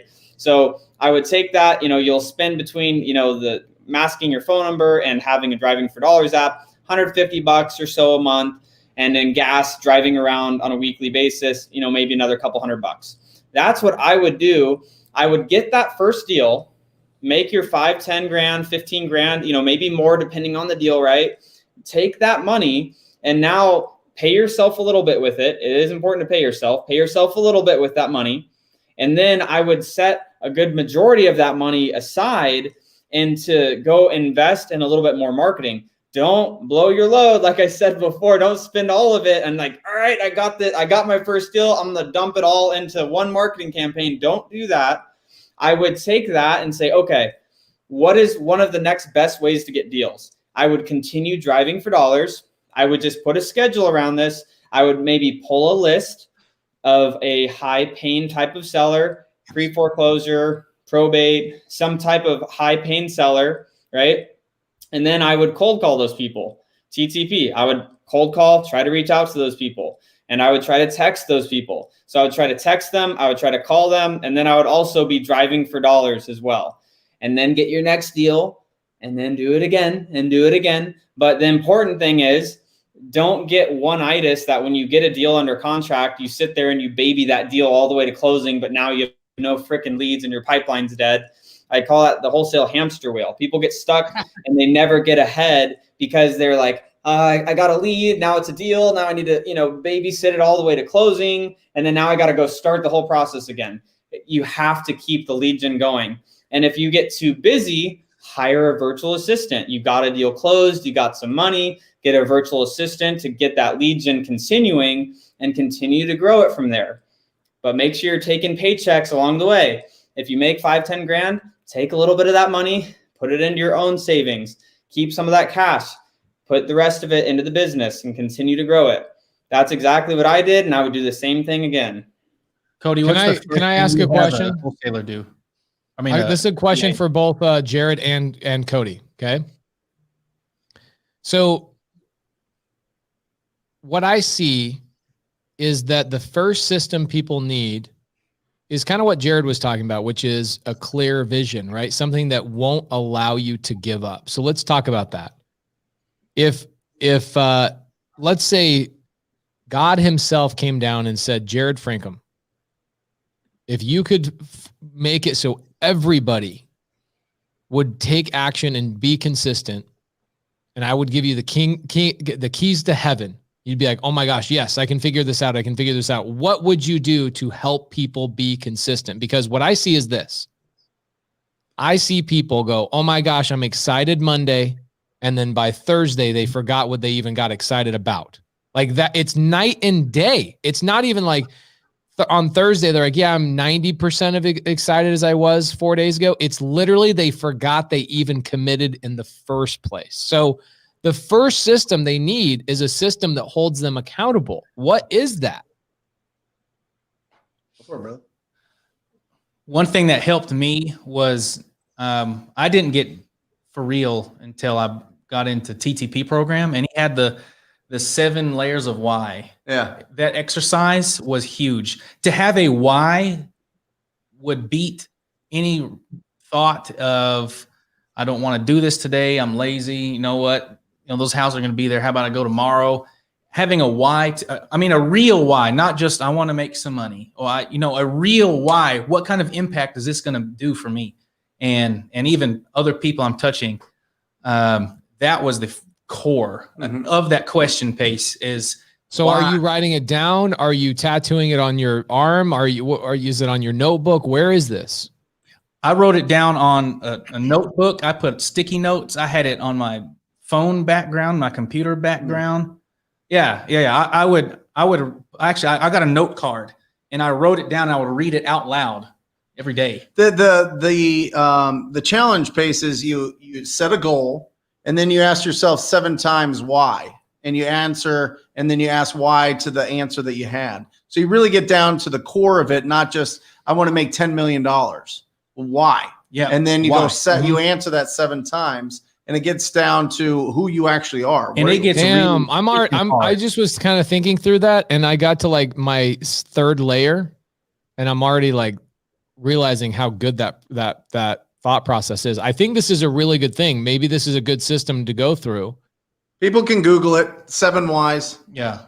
I just took that note. That's a It great. should be so hard to where you have to like put yourself in a closet, close the door, and don't even bring your phone in there, and you have to think for an hour, because how do you answer that question why so many times without just going in a circle? And once Jared, you what was your first question you asked yourself? the very first question I asked, and you had to ask the question why to that question or that goal. What was the goal? Oh, the first goal was I want to wholesale 1 deal. That was my initial goal. I want to do 1 deal. I love this. This is really, really good. Because, so I think, and Brent just asked me about a goal I had, and he goes, that's too small, but I want to combat that. Because, so one thing that I think is super valuable is to have a measurable and attainable goal, just to prove that it's possible. If your dream, and I don't want to discourage anyone, I want to encourage everybody. If you dream so high up in the stratosphere that it's no longer even measurable, like I want $1 quadrillion. None of us even know what that is. So it's almost like not even an attainable thing. I wanted something so measurable, so attainable, and it'd be a win for me, so I could stack that and use that as momentum to have a bigger, larger goal. Anyway, it's like if I want to bench press 250 pounds and you just throw it on the bar and I just believe it, it won't happen. You have to put in the reps. So start with something small, very measurable. I remember I got excited. I pinned 20 houses today. I went home and I thought I was the freaking champ. You know, I want to jump in real quick because I know we're going to Cody, but he said the reps, right? So I want to just unpack that for a second, because what is reps? It's the memory. Look, how many on the screen here have lost someone they love, a family member, a pet, right? It's some time ago. What happens over time? The memory fades, right? That's why life can go on. It's why you don't feel like you got gut punched every single day because of the loss, because the memory fades. And unless you have that person in your life giving you reps every day, they fade. And it's just like that in everything we do in life. If you don't put in the reps, it fades. Your why fades. Your gumption to get up and do something fades. Everything fades. So you have to put in the reps. Sorry to interject there, but it's 100% true. Definitely. I would say on that as well. I'm actually going to take this comment here that Kevin said. I realized I'm way too comfortable. I think that's one of the biggest killers of people getting into this business is they're like, it's like they're the frog that's slowly being cooked. It's like, I'm uncomfortably being cooked right now, but it's not too bad that I'm not going to jump out. And it's until they, they wait their whole life and they never end up taking action on what they really, truly wanted. And I think people get to, they're just sitting too comfortable. And like for me, when I was thinking about it, you get your why, you get a strong why put together. And then you have to, for me to take action on this business, it was, I'm burning the boats. Like I'm doing this or I'm going to die. Like that's the mindset in my head. I'm like, I'm going to succeed or die.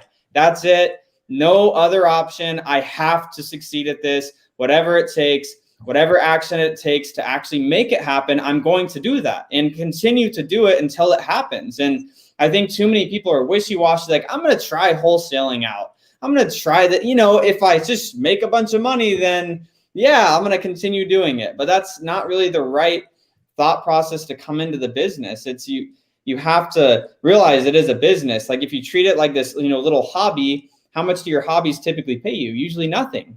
You got to treat it like a true business with the respect it deserves. Exactly. Well, and I think a really important thing to consider for everybody that's on this is the first test is you have to have that fire in your belly, right? You have to have that entrepreneurial spirit, or you're going to be happy working the job that you're working. I've like literally every relative and every friend that I grew up with doesn't want to be an entrepreneur, doesn't have that fire, doesn't have that little weirdo-ness inside their brain. So if you have that, then the next step is just focusing in on what are the little things that you can do every day so that you can build up your business. And that's really what we're talking about, is just stacking those small wins and getting it. You wouldn't be watching this. This would be the last thing that somebody's going to watch if they're like, you know what? I like working as an accountant in my accountant firm, and I'm going to do that for the next 70 years and retire, and that's going to be good. No, you have to have a little bit different of a brain, and I think that's so exciting. I think that's why we love this show so much, is because we get to be around people that are like us. We're just not around people that are like us a lot in normal life. And I think that if you do take that challenge and you do the 7 whys, you're going to get down to why are you that different? What is it in there? What is it? Is it time? Is it experience? Is it somebody was mean to you and they seem like a boss and you don't want to be around a boss anymore? You want to be, an example of somebody that's successful in your family and in your group or whatever it is. But you get down to it and then you understand, okay, it's great to think about it. It's great, but you need the reps. Just like Jamil was saying, you can have all the great thoughts that you want. You could have the world's greatest, biggest vision board of all time. But if you don't pick up this thing and make this thing go, it's just a fantasy. It's just a thought. It's just it's a fart in the wind, It's interesting. Last night, my wife asked me, she says, "Hey, can you?" Sorry, I just love it. Loads and farts, man. You guys, it's like this show was meant for me. I love it. Sorry, go ahead, Pace. So last night, my wife has to go show a house to my sister. My sister's looking to buy a house. She's looking to buy a house in a neighborhood that I went to high school. When I was in high school, lived in this neighborhood. And so my wife goes, "Hey, let's go. We're 30 minutes early. Let's kind of meander through." We're meandering through this neighborhood. I haven't been to this neighborhood in 18 years. Okay. Actually more than that, probably 22 years. I haven't been in this neighborhood, and I pass by it all the time. I just, haven't meandered through the actual cul-de-sacs and the streets and all that stuff. So I go in there last night and I go through, and every single person that lived in that neighborhood before is still living in the same neighborhood 22 years later. I wanted, my brain was melting through my ears, and I'm sitting here thinking, like, what's funny about Jamil is, he's my best buddy. So I can pick on him a little bit. This dude's got a $2 million home. Being around Jamil, the second his house is done, he's all decked it out. He's like, time for an upgrade. Like, it's interesting. The last couple of months, every time I go to his house, he's like, "What do you think about this house? What do you think about this house?" He's showing me $4 million homes, $5 million homes. That's the people we are, right? We're the people that have an undying passion for growth and improvement. And you've got to find those people. And that's, I've heard Brent Daniels talk in front of multiple audiences multiple times where he says, guys, we are a tiny little group. Like, cherish this group. We've got, between 350 and 400 live people watching right now, people who also have that fire in their belly. Cherish that you've found this community, because these are also people like Jamil that even if you put Jamil in a $2 million brand new custom home, they're going to live in it for 3 months and go, okay, what's next? What more can I achieve? What more can I stretch myself to do? And just going to the people I grew up around, oh my gosh, it is scary to think, even though these people are living in $600,000, $7,000, $100,000 homes, it's not the house that scares me. It's the fact that they hit a certain point and they go, I'm done. I'm done growing. I'm done impacting other people's lives. Oh my gosh, it scares the piss out of me. So I'm comfortable. That's what they say. Gross. You're either growing or dying. There's no comfortable stage. There you go. Totally agree. Totally. And it's so funny. You were talking, Pace, and Cody's like getting uncomfortable. He's like, oh man, I'm going to barf here. Like, I can't believe staying in the same house and doing all that. I mean, I get it. I think we all get it, and it's exciting. And that's why, honestly, we push to squad up, because it's a small community. Anyway, Cody, do your thing. $1,000 a month, Cody, $1,000 a month, same type of thing. Well, let's go big. Let's go 10K. Let's go 10K. We kind of built this thing up. Let's go to that 10K a month. What does that look like? Okay, so if I was going to work with somebody and talking about setting around a $10,000 a month marketing budget, direct to seller, not $10,000 marketing budget, $10,000 overhead, everything. I want to be in all in $10,000. What's my deal? You know what I'm saying? Like my podio, all my things. Yeah. So, I mean, I would have a system for getting leads, because that's the beginning of the conveyor belt. So you need to have something that's generating you leads. So if I have $10,000 a month, give or take, I would probably have anywhere from 5 to 7 virtual assistants. I would probably have 2 of those doing text marketing for me. I would probably have 5 of those doing cold call marketing for me as well.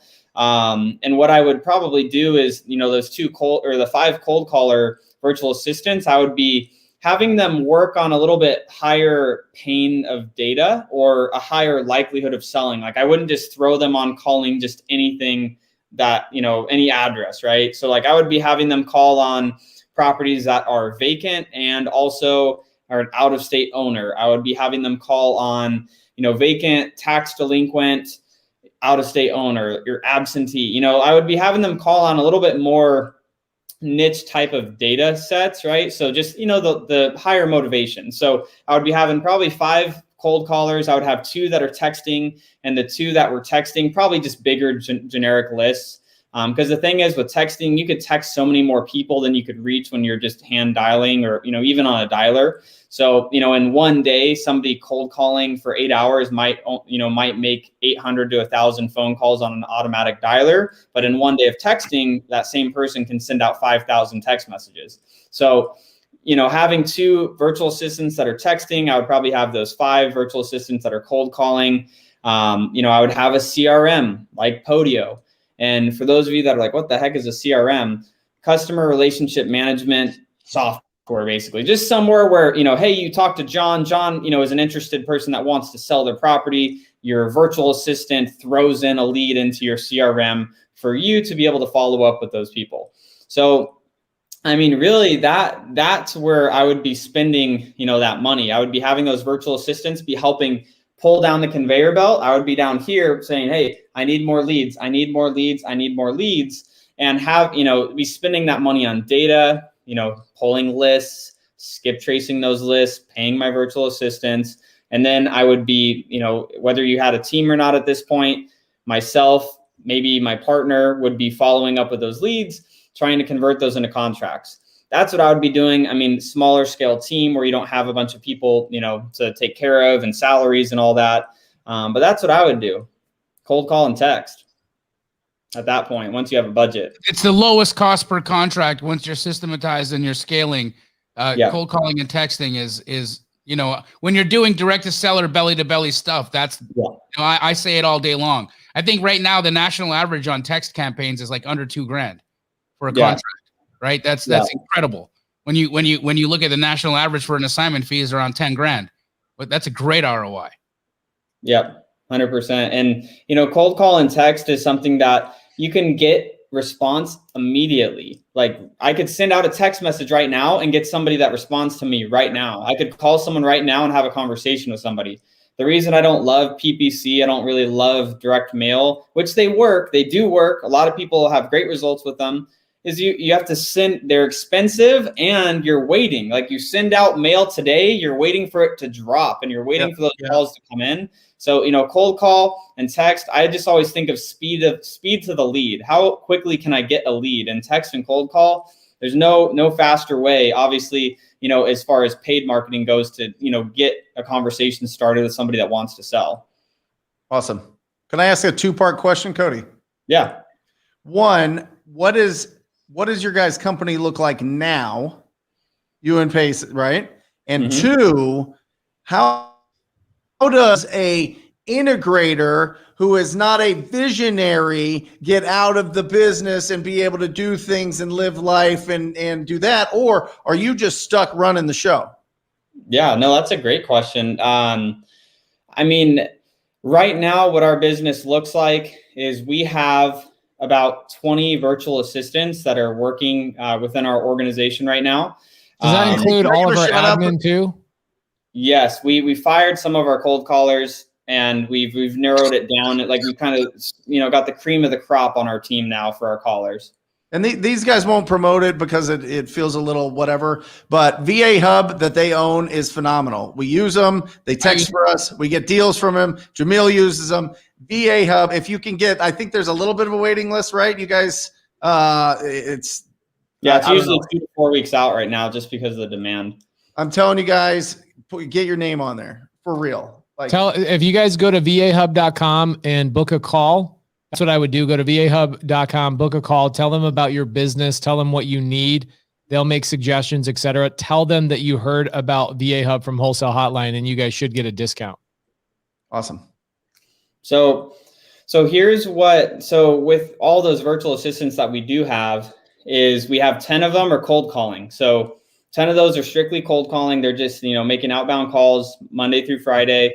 And then we have 2 of them that are just systems virtual assistants. So this is to answer, this is partially answering your other question, Brent, is for me to step more out of the business, I have to still have those tasks be done. So, anything that could be done on a computer, a virtual assistant can do it. So what we've done is we've trained the virtual assistants to be able to do the admin stuff, like uploading lists into the campaign, skip tracing the lists, making sure the text campaigns are working, making sure the calling campaigns are running, tracking the KPIs, hey, Mark, the systems VA, can you put a report together based off of these numbers every week? Okay, perfect. Thank you so much. Like that you can really have, if you have the right virtual assistants, they can do a lot of those things. And so that for me, and then, just holding them accountable on that, weekly basis, you could really offload a lot of it to a virtual assistant team. And so you really only have to focus on some of the higher level stuff. But,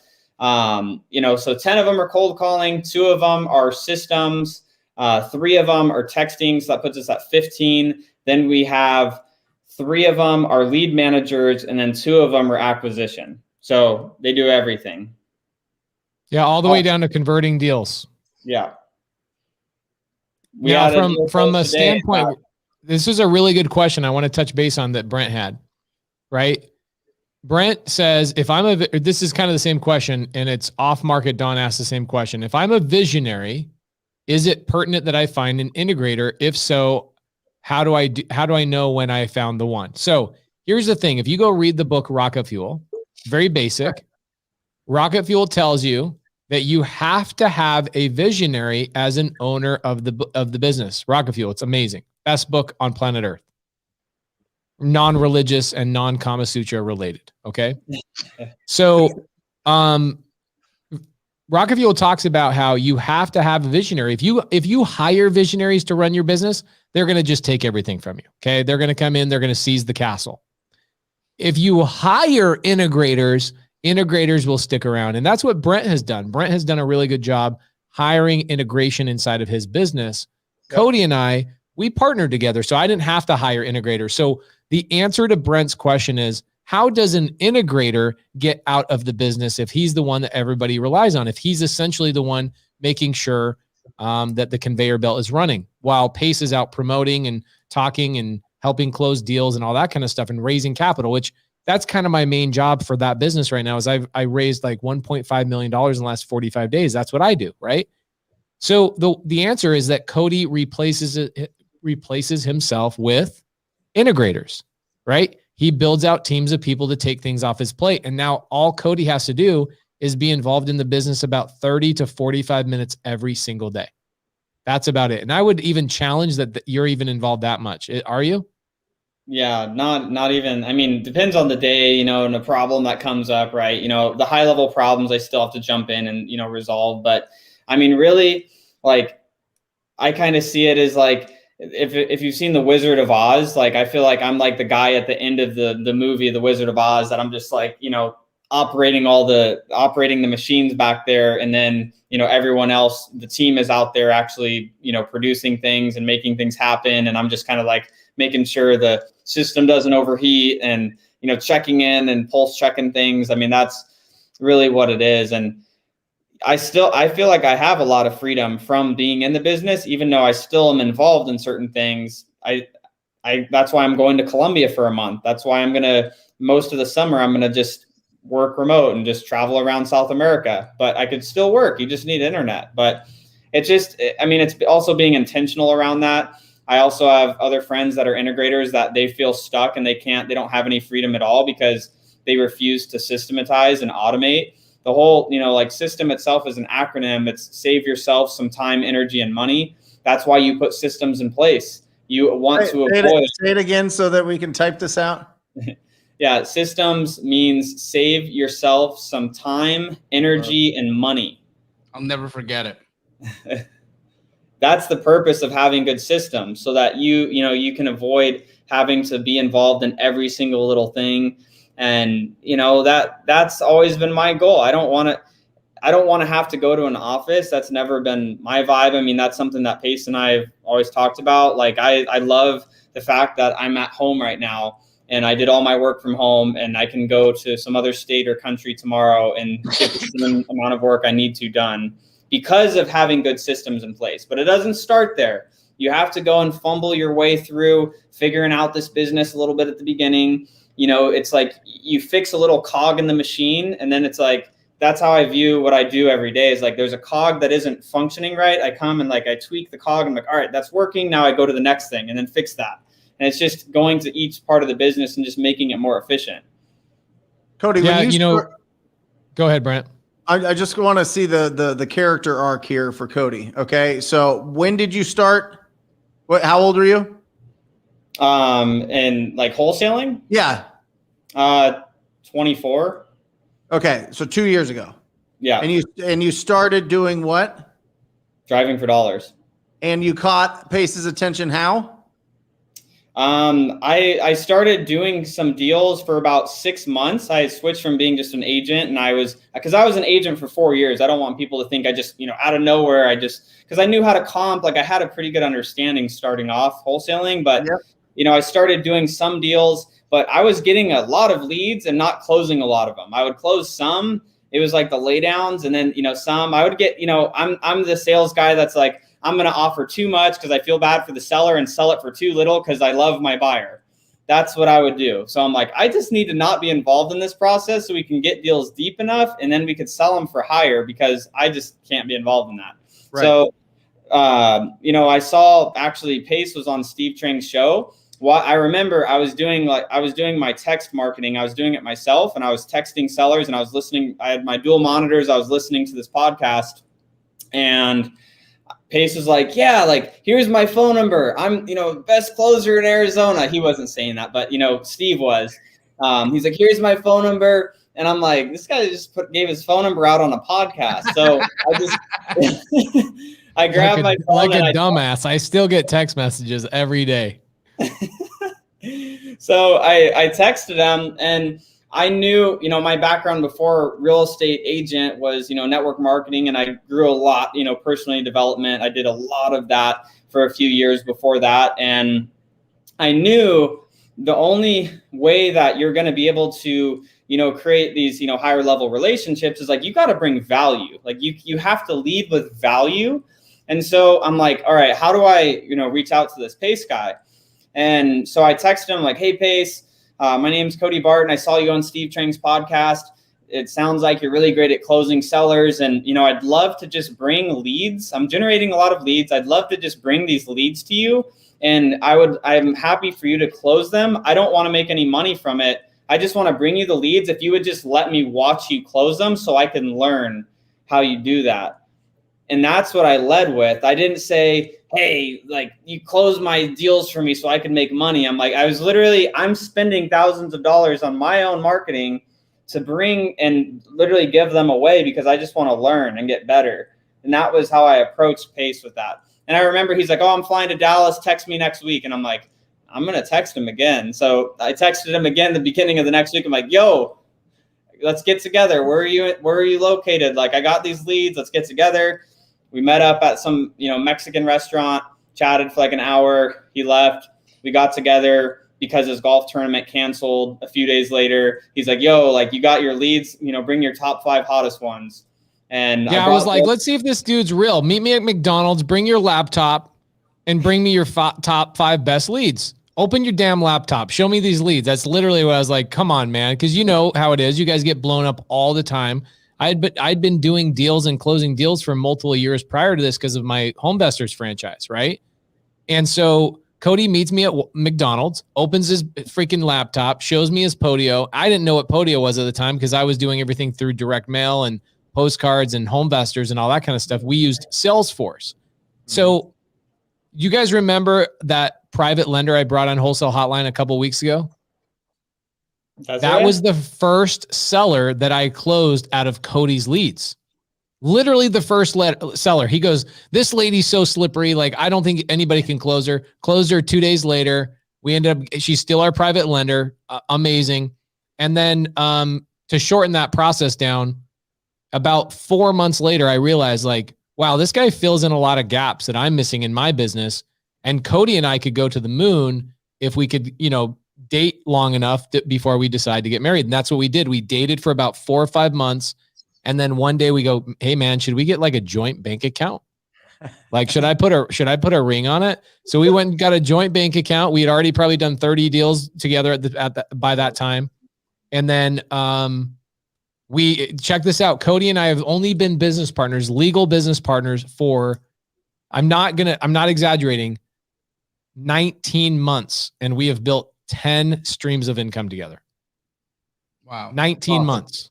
All because Cody was brave enough to reach out to you after listening to a podcast, staying in front of you and bringing the goods. When you challenged him, he was really coming with the leads. He really had that genuine hunger to learn how to close these things. And he came at you for free. He didn't want to split the deals with you. He just wanted to get the education. And now, boom, 19 months, whatever, after a couple years. That's amazing actually how fast that went, right, Cody? Like 19, 20 months. Feels like nothing is ever happening every day because of, I feel like as an integrator, you're just like, you're like in the mud, like digging through like problems and like looking for the next problem to solve. And it sometimes feels like nothing's happening. And that's where I think, Pace does a great job as, a visionary partner and like, reminding like, hey, like, look at all the stuff that's happened over the last, 19, 20 months. Like, oh yeah, I guess a lot of good stuff has happened. And we had a conversation about 30 days ago. I was walking around, waiting for a burrito to be made at Los Favoritos, by the way. Shout out Los Favs in Phoenix, Arizona, the best burrito on planet Earth. I'm waiting for a burrito to be made. Cody calls me. He's like, you can tell he's down, right? Cody can wear his emotions on his sleeve like so many of us do. And I go, what's going on? He goes, man, I just feel like not a lot is growing. I go, hold on a second. And what's funny is Jamil and I were just talking about a a new ad angle where we were talking about going back in the future, like Bill and Ted's. And I go, bro, let's jump into a phone booth. Let's do Bill and Ted's to ourselves. And let's go back 18 months ago. 18 months ago when you were like, I have leads, but I'm not really great at closing them. And I really need some help. I want to learn. 18 months later, you're living in a penthouse. You're going to be moving to Colombia, leaving your penthouse empty, paying the rent. You got more cars than you can fit in a garage. And you've got more income streams than most 50 and 60-year-olds. And we did that in 19 months. 19 months. And a big part of that is because the systems, and we take the time. Even today, Cody and I talked 3 times today. I was dropping off Jamil's Lincoln at the dealership, getting it serviced. And I was waiting for my Uber. And Cody and I got on a phone call about a problem. And I go, let's ask ourselves these 3 questions. And I asked the 3 questions that I'll typically ask on every problem. And I go, bada bing, bada boom, bada bing. And Cody goes, great perspective. Let's get to work. Like, we have these conversations all day, every day. I'm not involved necessarily from a standpoint of physically doing the work, but I understand everything that's going on inside the business. And we have 2 or 3 conversations every day. And then Cody turns around and gets the stuff done. So it is amazing, guys, that we know multiple people in this business, hundreds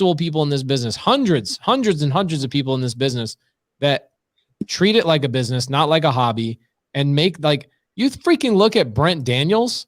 This dude has like a perfect business. In a lot of ways, if I had to go recreate my business, if Cody decided he wanted to get abducted by aliens, I would go and create Brent Daniels' business. Well, you don't have to have a huge operation to just make $500,000 to $600,000 a year. Mm-hmm. Well, and that's if you aren't working in it that long. But I really like this. This right here hits me. Kev put this up, and I'll put yours back up, Jamil. I apologize about that because I think that's really important to mention.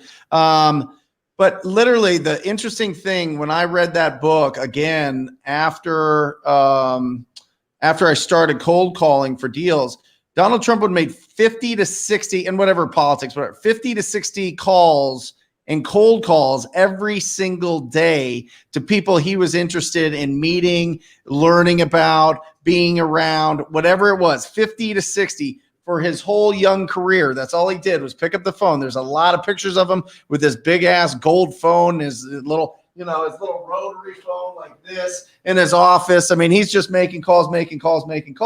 But I mean, just imagine if Cody didn't reach out, if he wasn't proactive, if he just let that moment slip, and he didn't text and didn't follow up and didn't come with the goods, his whole life would take longer.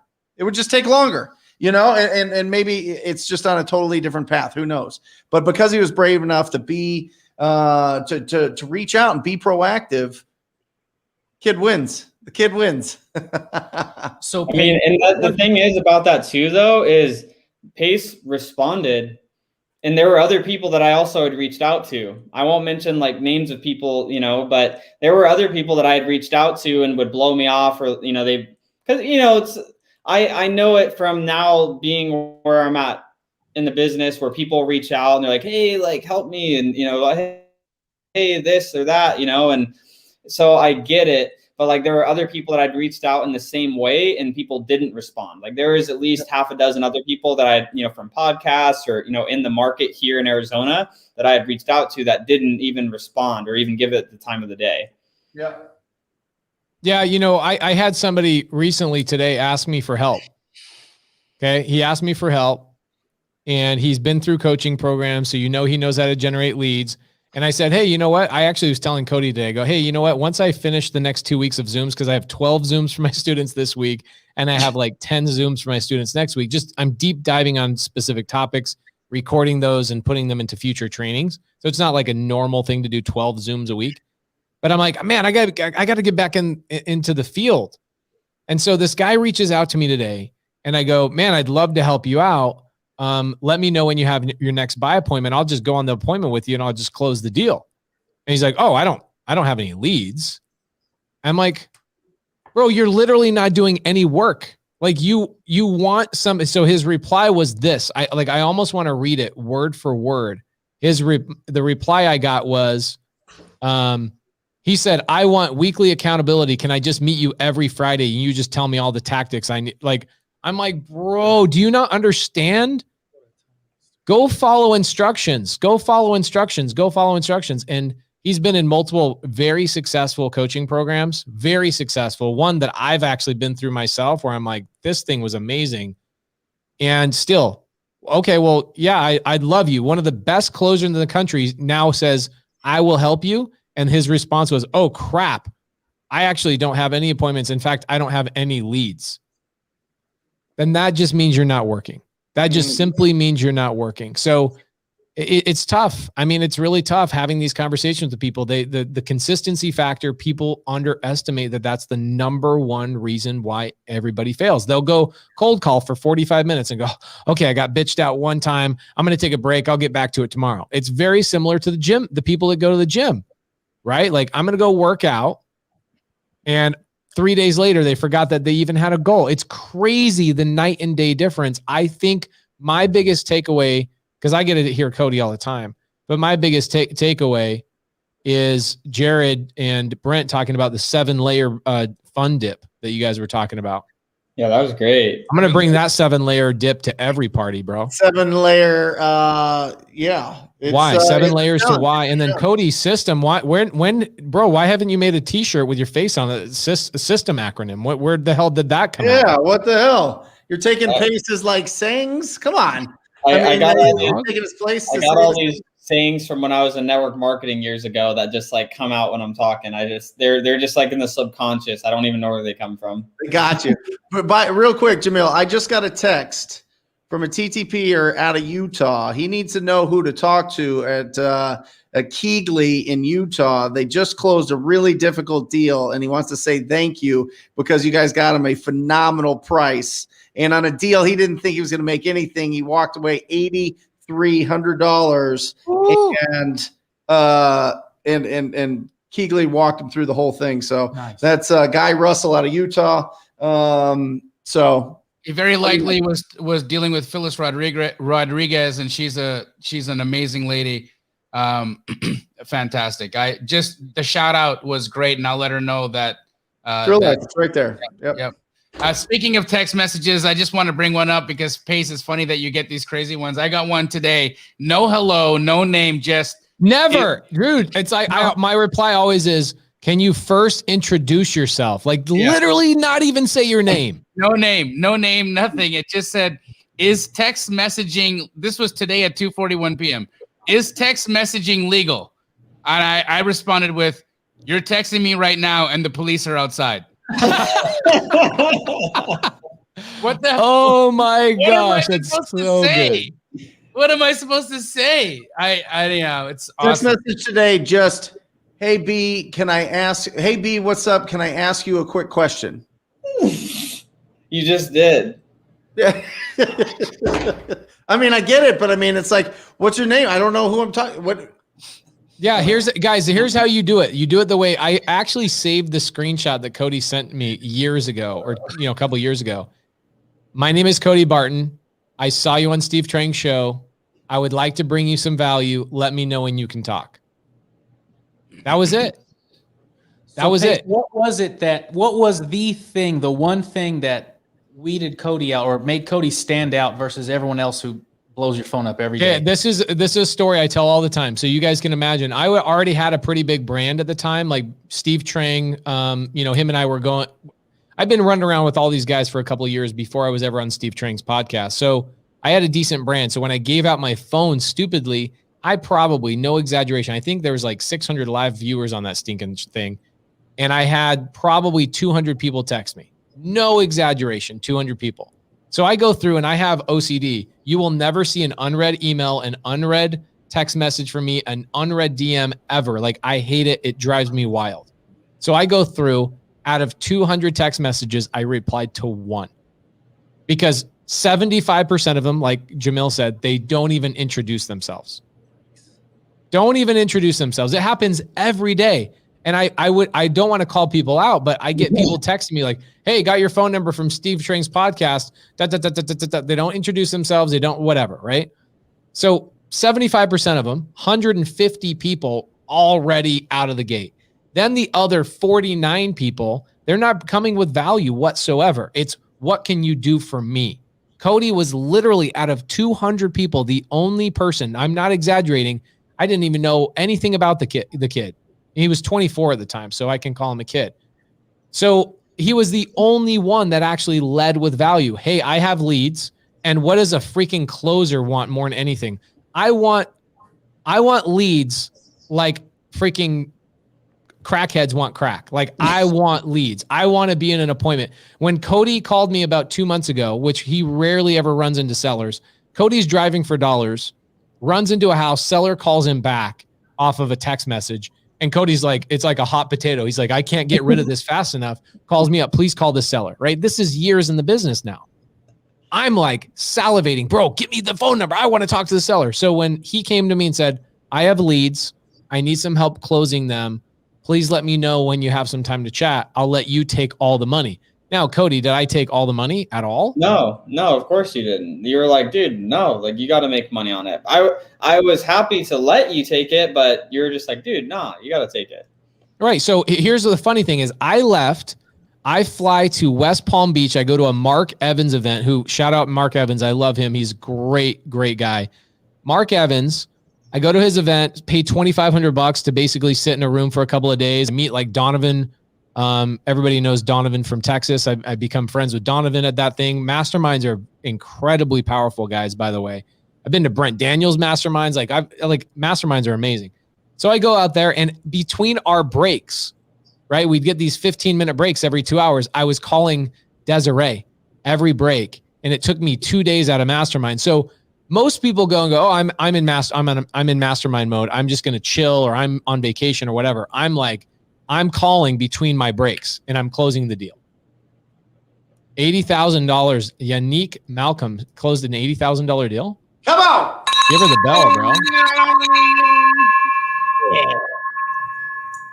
So within a couple of days, Cody, I don't want to get too transparent on everybody, but Cody went from coming to me and going, dude, like I'm spending money on marketing. I know I have good leads. I know I can generate good leads. I have great data. I have sellers that are saying they're interested, but I need money. Like I'm running out of marketing budget. And so he came to me. This is another problem I think in this industry that we should probably have Cody come back and talk about some of these things, is that this industry teaches people that you have to be a closer to be successful in this business. Nope. Yeah. Right? It's like every video that you ever see is like, you close deals, closers Olympics, and all those. It's that same Wolf of Wall Street mentality bullshit Yes. that doesn't work, and you end up alone or in jail or in addicted to drugs. It's stupid. It's dumb. Stop right. that. So shit. Cody was convinced, and it's not that Cody's very charismatic, especially in front of a room. He's very, very good. It's not that Cody can't close a deal. It's that there are people that are like, I crave it, whereas Cody did not crave it. And so I was in the process of reading Rocket Fuel at the time. So I told Cody, I go, hey, if we work together, I don't want you ever talking to the sellers. Like you just team me up and I'll take it over from there. And that was it. Say no more. Right. So I'm telling you, I think integrators in this business, whether you're hired or whether you're a partner with somebody, are actually some of the most valuable people in this business. So if you guys are integrators, you need to take that test in Rocket Fuel, that book. And if you're an integrator, you got about a dime a dozen visionaries that would freaking like fight over each other to have you. You agree with that, everybody? Yep. 100%. Interesting stuff. The stuff also that integrators do, we'll be on, like Pace, Brent, you're two visionaries, myself included in that pile. The stuff that Cody like truly enjoys doing, I can't sit long enough to do, right? I just couldn't do it. Yeah. And it's the same with you, Pace. I'm sure it's the same with you, Brent. It's, you're these individuals like Cody or Hunter, these people are so good at what they do that when you find one, honestly, make sure that you squat up and you be fair and you be real and you really respect that relationship, because truthfully, you could come together and move mountains like that. So be very, very cognizant of how much respect you need to pay that relationship. Just saying that. Love it. Guys, would you get value out of bringing Cody back here sometime soon and actually having him open up like our Podio and showing you how the life of a lead flows from A to Z and all that kind of stuff, and showing you the inside look of a conveyor belt? Now, it takes, like, we typically, when we do our mastermind, it takes 2 full days to break all that stuff down. But Cody can give you guys an inside look of it on another Wholesale Hotline if everybody gets value out of that. For sure. For sure. Yeah. Cody, what's your Instagram so everybody can follow you that's not currently following you? Because I can see today we have about 40 or 50 people that are in the comments that have never actually tuned into the show. This is their first time on the show. And guys, we're nearly at 400 live viewers today between our Facebook group and YouTube live stream. So thank you guys so stinking much. Do us a favor, like, comment, share on these shows, and give us great reviews on iTunes and Spotify if you're getting value from us. I saw multiple people in here talking about how this show has changed their lives and their financial future. So give us some good reviews, guys. Jamil, when is your show? Which one are you talking about? My new comping show? It'll come. I'm going to start doing it next week, guys. I'm going to live stream. As you guys already know, I do a live stream with Ty the Flip Man, and we comp properties together, but I'm going to add an additional hour of it into my week, very likely on Wednesdays, where I just comp. You come to my YouTube channel. So if you're not subscribed to my YouTube channel, go do it now. It's just Jamil Damji. Go subscribe to my YouTube channel, because I promise, it'll be a lot of value for you. I'm going to show you. You can bring your addresses. I'm just going to comp the whole hour. We're not even going to talk. No poop jokes, no fart jokes. We're just going to comp. Nah, there's going to be some of those. Come on. Wednesday at what time? I want our dispo girl on that. I will. I'll have it on the next Wholesale Hotline. The time Emily and I are just working through my schedule right now, but it'll be in the afternoon. Pace, if people are interested in building a robust and healthy rental portfolio using creative resources, how do they, is there a live show that you do on a weekly basis for that? Yeah, every Sunday. Actually, I've had multiple people in here asking creative finance questions. Guys, we do not cover creative finance questions too much. However, I think in about a month from now, because right now we're going from January, we're now into March. We've done the basics of wholesale. So you could go back to January 1 and catch up with all the Wholesale Hotline episodes, and you would be able to go through topic by topic by topic, what is wholesale? What does a contract look like? Here's a free contract, all the way up to today, talking a little bit about systems. I think we're going to have Cody come back in here and talk about systems again. And I would say in about a month, maybe in 6 weeks, we can talk about wholesaling creative finance deals, but we're not quite there yet. So I teach people how to do wholesale creatively. I teach people how to acquire property with $0 out of their pocket. Last night, we had an amazing Sunday service. And what I did is we bought a deal from a TTP student. She assigned it to us. She wholesaled a seller finance deal to us, a $500,000 property. Guess what the ARV on that house was? $500,000. We paid full freaking retail for it. And happy to do it. Happy to do it. I'm like, I feel like I'm in a warm blanket when I buy those deals. And we broke down, we pulled out our deeds of trust. We pulled out our settlement statements. We pulled out everything that you need to see on a closing document from a settlement statement standpoint on a seller finance creative deal. We do that kind of crap every Sunday, typically get about 300 to 500 live viewers Sunday night, 7 p.m. every single week without fail. And we freaking love it. Awesome. And by the way, I just secured Ron LeGrand, one of the godfathers of creative finance. Ron LeGrand is going to be coming on the show in a couple of weeks. So guys, tune into that. And I also have Robert G. Allen, another godfather of creative finance. He wrote a book. He's written so many amazing books. He's coming on Sunday service as well in 3 weeks. Amazing. Brent, when's your show? Wednesdays, 10 o'clock, Arizona time. Everything to do with real estate investing, heavy on wholesaling, heavy on everything. It's a show for you guys. A lot of questions are answered. And we just open it up. It's a really, really great time, really highly produced show. And I get real excited about it. So I'd love for you to join me on Wednesdays if you have some more questions that you need answered. And I'd love for you to join us there. So yeah, YouTube channel, 10 o'clock Wednesdays. It is absolutely bananas. It is the real instruction. And it's a lot of fun. Guys, good show tonight. Cody, we'll have you come back and deep dive and give you an inside look of the actual inner workings of an operating business at a pretty high level. I think we just locked up like 3 or 4 contracts just in the first couple of days of this month. Actually, today's day 1. We got a land deal a couple of days ago. We've got another deal on the west side today. You know who actually sold the land deal for us is Mr. TTP's guy, Jeremy. Hey. Nice. You got to love that. That was, bro, by the way, you guys, that was cold call from a VA. That was follow up from a VA and closed with basically with a VA all the way through. And you guys wholesaled it for us. And how much are we making on that, Cody? 12 grand on that one. Nice. You know, that's the nice base hit deal. A little $12,000 to start off the month. Guys, I love all you guys. You're the freaking best. Jared Frankham, I think I'm going to see you tomorrow for a couple of hours. I'll see you Wednesday, Jared. That's right. Looking forward to it, fellas. All right, guys. We'll see you next week. Kelly texted and said that there's something that we want to try out here. So do you mind if I click it?